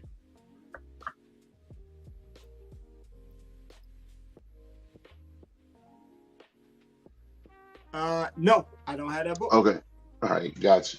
Well, it's the first appearance of a character called Sunshine Superman. I thought you would have had that. Oh, snap. Hold on. Say that name again. Sunshine Superman. He's a Superman from an alternate universe, man. And what's the name of that book again? If you mind me saying it again. Animal Man 23. Dude, that's why I always say iron sharpens iron. So I've never heard of that book. I've been reading a lot of DC. I mean, I read DC anyway, but they had one of those multiversal events not too long ago, and he was in the book, and I didn't know anything about him. Right. And I'm like, whoa, Sunshine Superman. Okay, basically he's a black Superman with an afro, and he's part of a hippie version of the Justice League and stuff. So I got something you might like then, man. Watch this. Go back to original art. I have original art of Tangent, and we know who Tangent was, right? Oh yeah. Hey, blow that up, man. This is original. This is actually original pen and ink, pencil and ink of Tangent, which was like the alternate universe Superman, Black Superman. Yeah, bro, Dope that is man. I'm telling you, madness. You got. So appreciate that, Jim, man. I'm adding that to the collection. Do you have that Bay City Jive #1? Oh, I got 2 of those. It's on my iPad. Yeah. Let me say, that's a tough variant too to find, man. Yeah, you find that if you on the panel. Y'all see Bay City Jive #1, J. Scott Campbell. Don't even think J. Scott Campbell. Yeah, that's tough, man. That's a tough book to find. Yeah, I got that book. Oh, I see. I'll pull a cover up right quick. Yeah. Hey, Matt. Yo. Can we definitely get Black Comic Lords as a guest on the show this month? Absolutely, man. Yeah, man. Yeah, and let's give a shout out to Black Comic Lords, man. Let me say this real quick, man, about Black Comic Lords that I appreciate, man. Like, one thing I always appreciate about Comic Horror Crew, man. Like I was telling Matt, man, watch you guys keep it comics, you keep it fun. But it's just like the energy y'all give is so authentic. X was saying that earlier. He like, man, we just want to be authentic, we want to be ourselves. And what I appreciate about spaces like this, man, is that we're having fun, but we're learning at the same time. And one of the things that I appreciate what Black Comic Lords is doing, you know, their goal, man, is to not only, you know, be a reliable resource, you know, for how we can learn and understand what's, you know, about all these different nuances in comics and first appearances and all these different things, but they're really making a big effort. They're putting out amazing interviews. They're interviewing some of the top writers, some of the top, you know, creators in the industry right now. So they're putting a lot of work into creating such an amazing product, man. So I just want to give these cats a shout out, man. If you guys ain't following Black Comic Lords, man, follow Black Comic Lords. Their product and their content just keeps getting better and better and better. And their interviews are top notch, man. So if you ain't following Comic Hall Crew, follow Comic Hall Crew. If you ain't following Black Comic Lords, follow Black Comic Lords, man. Because support these brothers. Yeah, exactly. we got to strengthen these. And shout out to Mel B, man. Mel B trying to My get new me on. Mel B. Tell Mel I can't get on at 2-3 in the morning, man. I can't Preach it. In the sermon. Hey, we've been going on it. We've been going on it like 11:30. What time, Remo? What time they getting off though? Now we've been trying to keep it to like 2 hours, man. We're trying to keep it to 2 hours now. Man, they be burning some oil. It ain't even midnight oil. I'll be honest with y'all. I've been having to tap a lot lately because it's just I can't. You know, I'm about to be 46, man. 47. I can't do it. I can't do it, man. You know what I'm saying? We be trying it, and you know, now this one right here. That's the one. That's the book. You posted that bad boy, and I've been looking ever since, man. Yeah. And you gotta now you gotta fight with other people who don't just collect black covers. It's just the J. Scott Campbell collect. But watch this bit, Remo. What else does that cover have that collectors go after? The bubblegum. Bubblegum cover. Yeah. Man.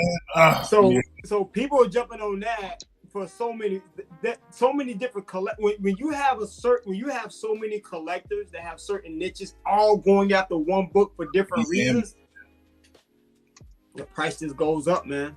Yeah. And that bad boy ain't coming down. No, that book ain't, because there's no reason for it to come down. Nah, yeah, it ain't gonna come down. And if you do, like you said, you're gonna have to negotiate. Yeah. And you still gonna pay. It's just gotta be what price you're gonna pay. Yeah. Cause I seen it twice, and both times I was like, hell no. Man, bro, I got mine so cheap it was crazy, and I'm just gonna say it. I got my second copy on Amazon for the word. Hey man, you be praying. Hey, you be praying.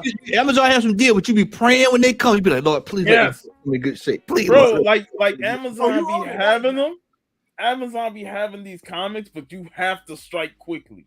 Yes, you have to strike quickly. Cobra Kai style, man. Strike first, strike fast, strike hard, man. And like Matt said, you rolling the dice. That book might look like a near mint, but it might come back a VG. Yeah. Or just a G, period. Just a G, yeah. So you rolling the dice on them books. Yeah.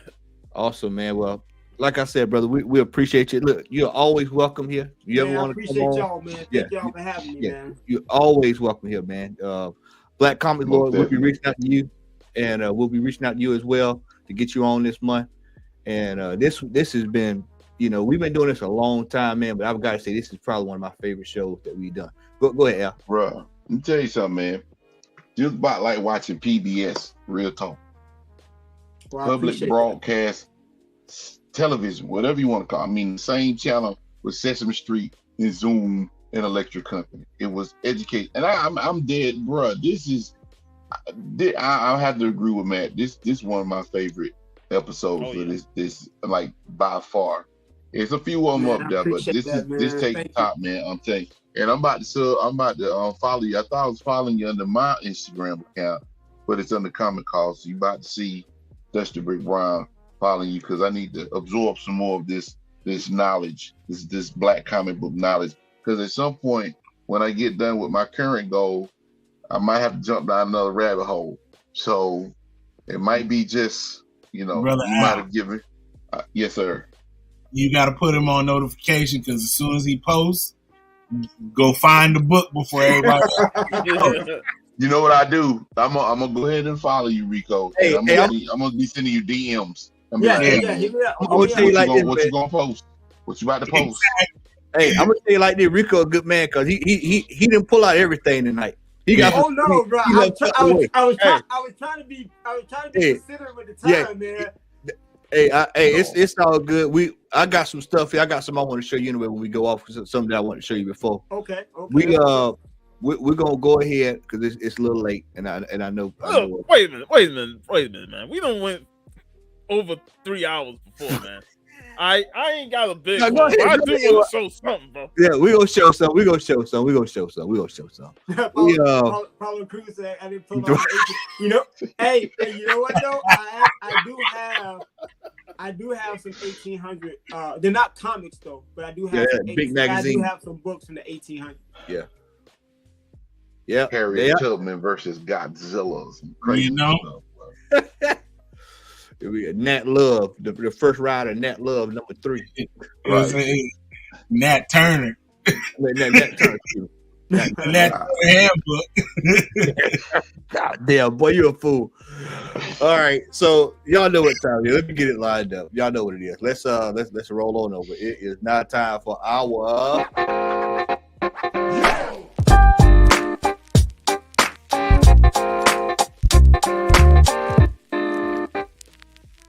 So after all that, y'all don't have to be like, well, man, I'm going land because Matt went shit. I can't compete with that.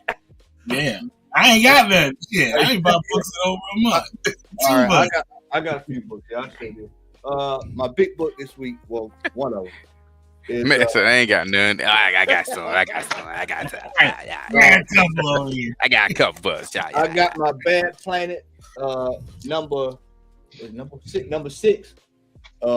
Does anybody know the significance of this book right here? Bad Planet, that's all. The last published work of Dave Stevens before he passed away. Oh wow. Yeah. Man, I was about to say something stupid like Toxic Avenger First Cousin or something, you know. Y'all know I love my romance books. This is another one. This is I'll right there with you though. Soap opera and love, and then the important about this is should a Jewish boy and an Irish girl fall in love? Beginning this issue, and etc. So got that, and we got some more red pill stuff here. We got Secret Romance. Lord Jesus. It says Barry said fat is beautiful, and I wish I could believe it. And last but not least, if you follow us on IG, you saw this already, but this is Nelly number 13. Mm-hmm. And that is IT for me. Oh wow, that's nice right there, bro. Appreciate it, brother. All right, now Sean, you went to the show today, so you got to have some more, and you went to the museum today, bro. You got something. Yeah, go ahead and put that Lobo out, man. Go ahead and put that Lobo out. You were fooling us. Go ahead and put it on out, man. Nah, I ain't get the Lobo. I would. Hey, trust me. I held that book in my hand, and I felt like transferring my energy to Golden Age comics. That's how powerful it felt, But yeah, I got a few moderns. Eve, Children of the Moon, number 4. Nice. Still enjoying the series.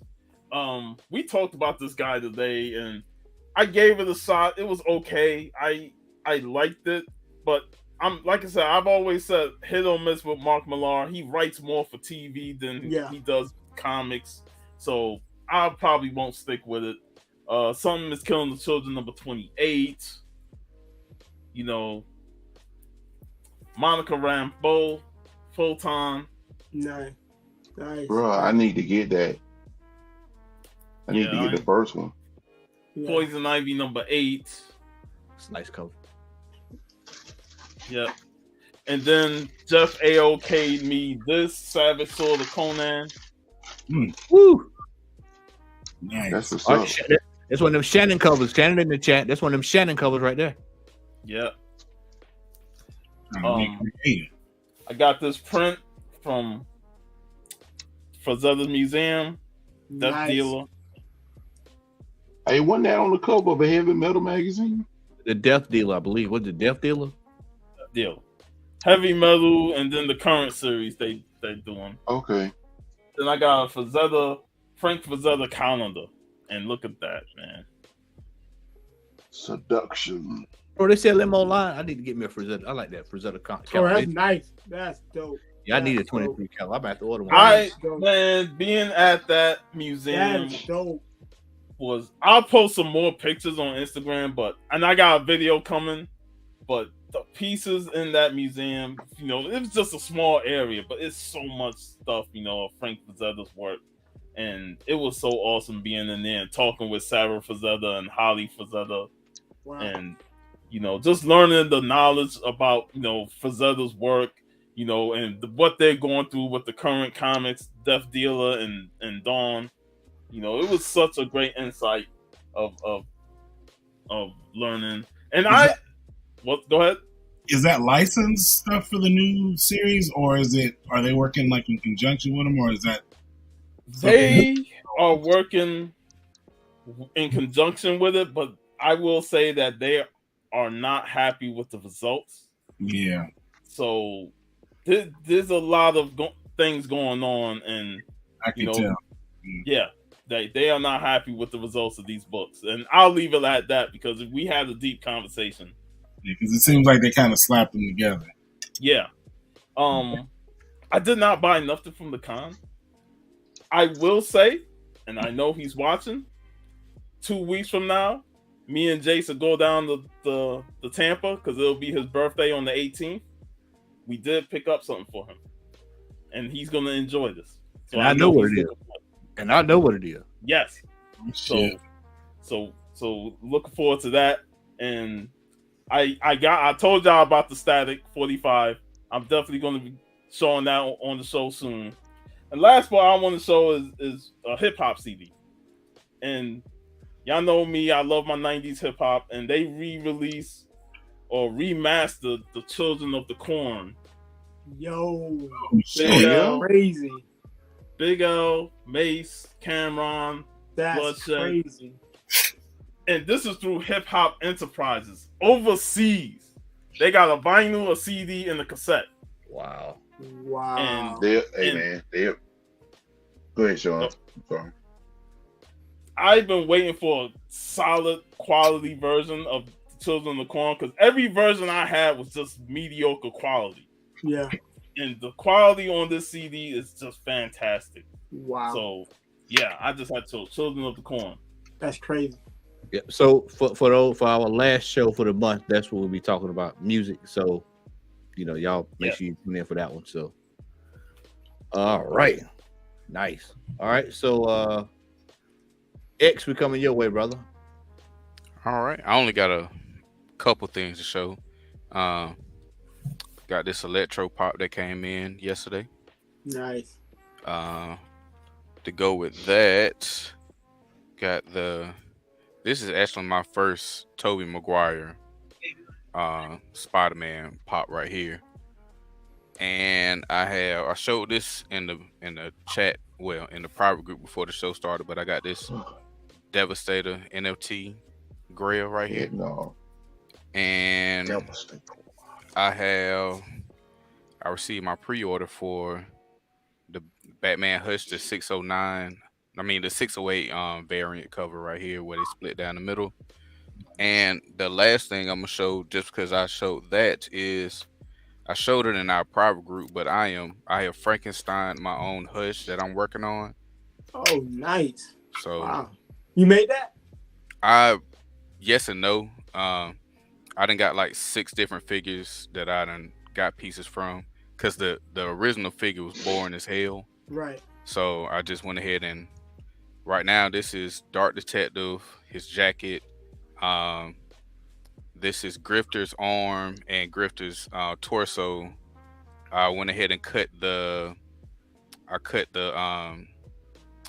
guess you say lapel off of the original Hush jacket, the original Hush arms and the Hush legs. So I am working on this week while I'm still doing my Alex Ross scarred Batman figure.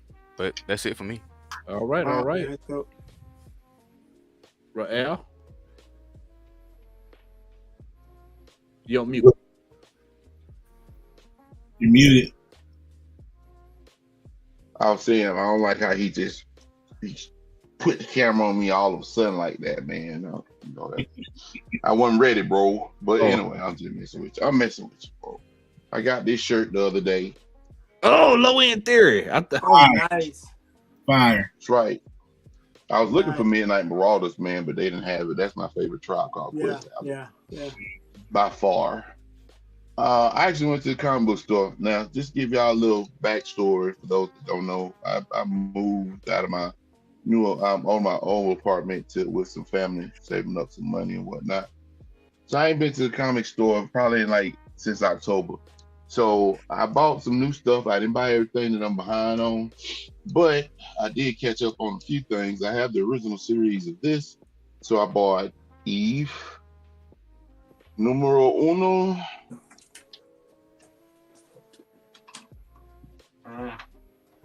Dos,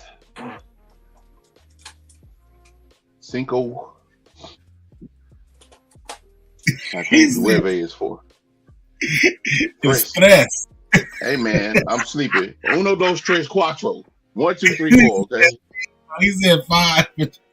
Hey man, I love you. I love you. I love you too, Remo. But I got the first 4 issues of this right. Nice. Like I said, I've been on my DC kick. I didn't pick up no Marvel today, but I'm behind on all this stuff. I got DC Universe. Larry finna snipe you. I already told him. He already know. I got to go get the X-Men stuff. I'll be getting it next week. DC versus Vampires All Out War. I like this old cornball stuff. That's number 4. They didn't have number 5, so I got number 6. DC versus Vampires number 10.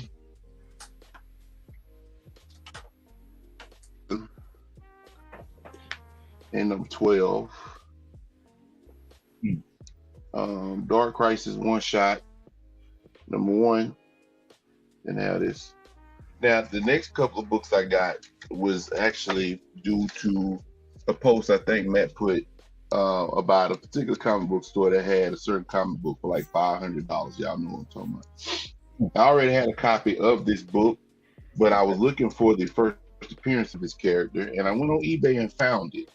I bought both books for $30.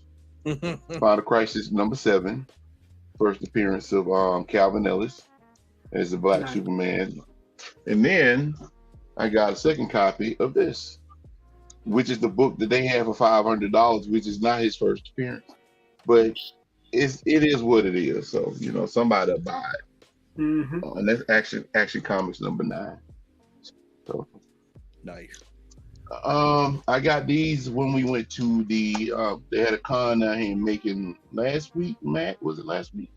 Week before last. Or the week before? Week before. Okay. So I collect the Marvel Team Up run.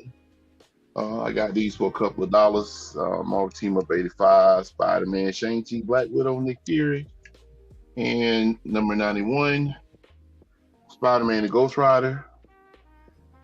Number 79, which I didn't pay $30 for. I actually paid $13 for this book. Shout out to Joe Wills if you watching, brother. Yeah, Marvel Team Up, Man Redstone. He gave me a real good deal for this book. And I bought these other 2 books. Well, actually, let me show you these. Marvel Team Up 100, Spider-Man and the Fantastic Four. I paid about $9 for this one, $8 or $9. Spider-Man Team Up 138, Spider-Man and Sandman. I don't have as many of the hip hop covers as Larry do, but I got about 40 or 50 of them, but I was missing this one. I paid about $12 for this. All new Hawkeye. You already know it's Deep Rocket CL Smooth, the main ingredient. I almost bought that last week myself. Yeah, so I needed it. I'm missing that one. And they had the Kamala Khan, the Misadventures of Lauryn Hill, but I passed up on it. Let's see. I got one of these for my back issues, Nova 18.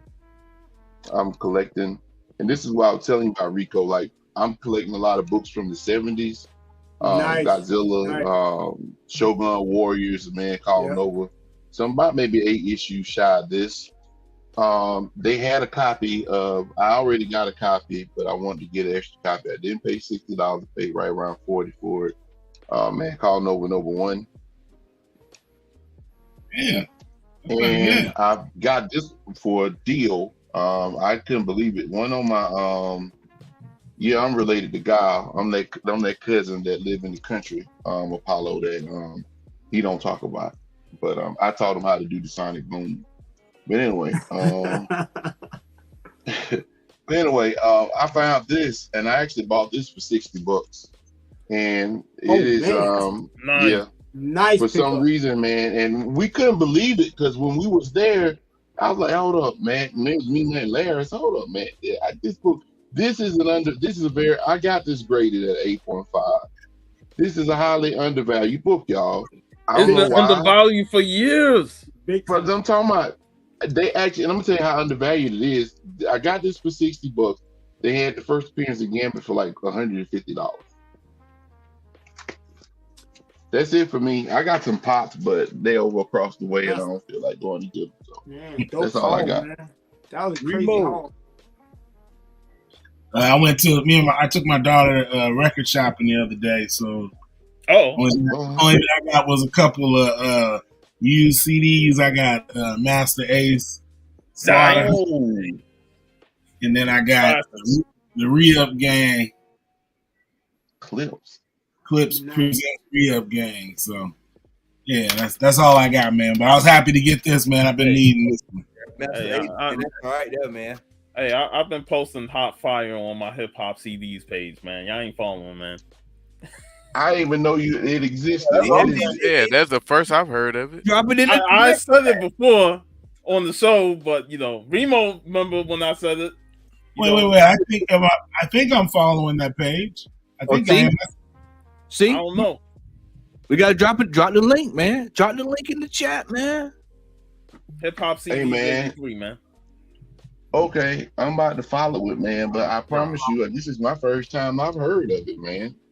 I've been keeping it low key most of the time, but I did mention it a couple months ago on the show. But like I said, I wanted to grow that page on its own, and trust me, it's a lot of fucking Europeans following me on that, man. Well, I'm following you now, and that's what I was gonna say about your that Master Ace that you showed. It's a doggone shame, man, that hip hop, the 80s and 90s hip hop, gets more love overseas than it does over here. It does, bro. Hip Hop Enterprise, 90s tapes have been remastering a lot of 90s underground stuff. I just got the Juggernauts. I know you see that, X. If you see my page, the Juggernauts, Al Tariq, Godfather Don stuff. I'm like, bro, we ain't getting this shit in America. Bro, I done scrolled all the way down to Nas's album. Well, you got so much stuff on here, boy. It's crazy. I got it somewhere. I got it on vinyl. I got you, Remo. I just saw his back chat. All right. Well, man, once again, man, this was one hell of a show tonight. This is one that will be rewatched over and over and over. I can tell you that. So, Rico, man, we can't thank you enough, man, for taking out the time to come through, man, and even be with us the entire show, man. That means a lot. Man, it's my honor, bro. I tell you, man, this is a privilege, man. I told you that if you ever want to come on, man, just inbox us, let us know. It's hey, man, we'll drop the link, man. Just come on. Man, y'all done haze me with the first two segments. Yeah, you in the family now, man. Yeah, you get through this, you in. Yeah, you in, man.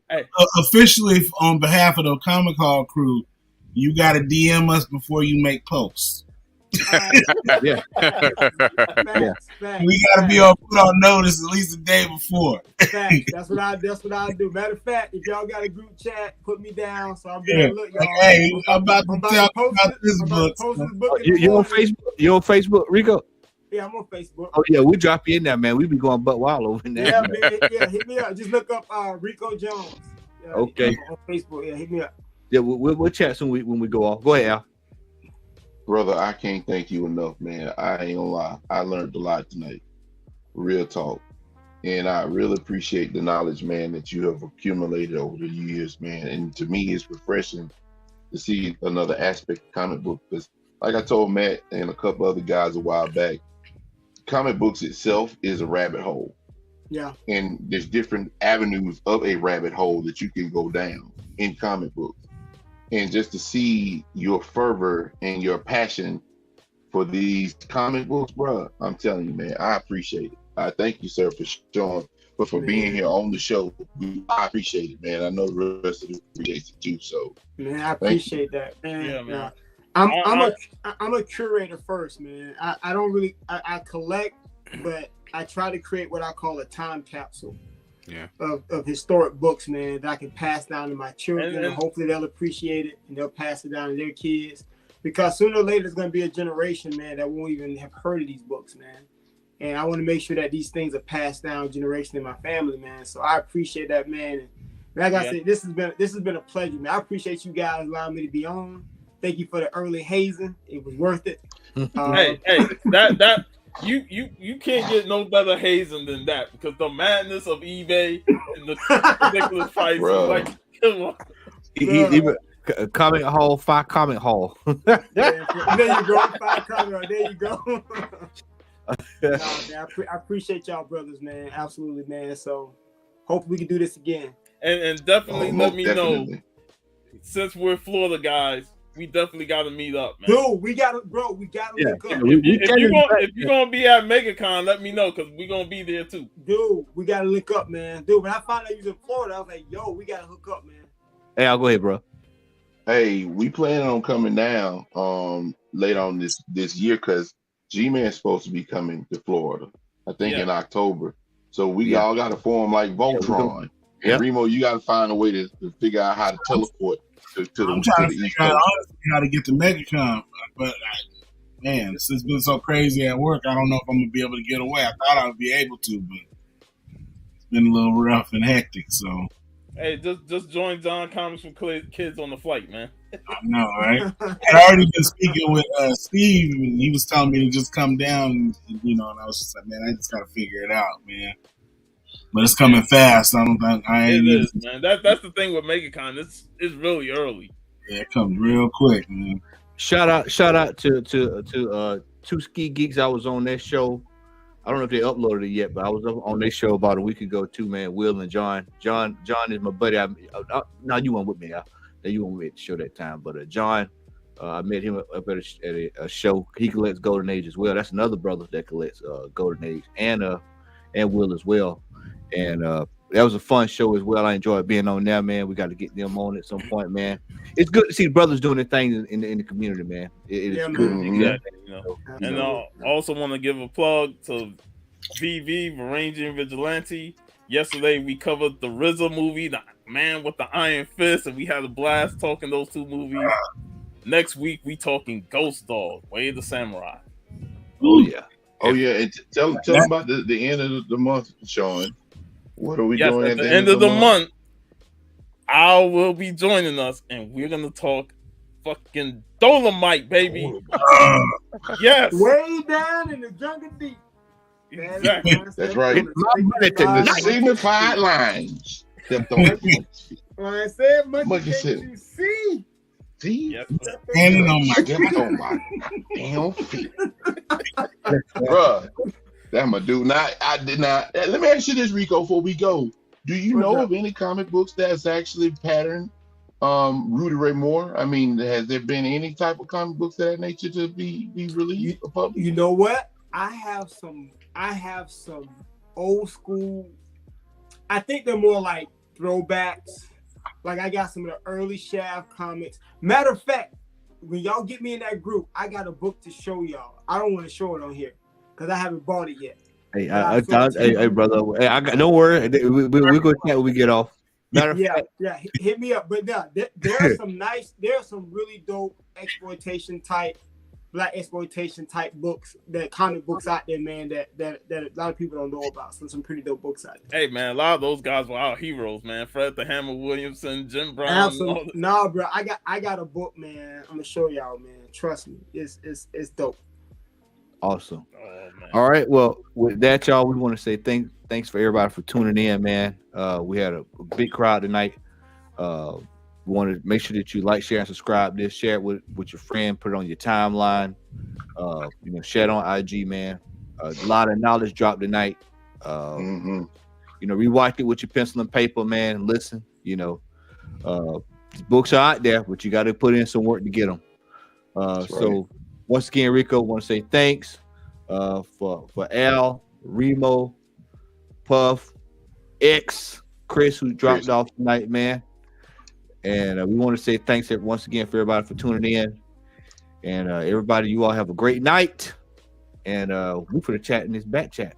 We'll holler at y'all. Later. Peace.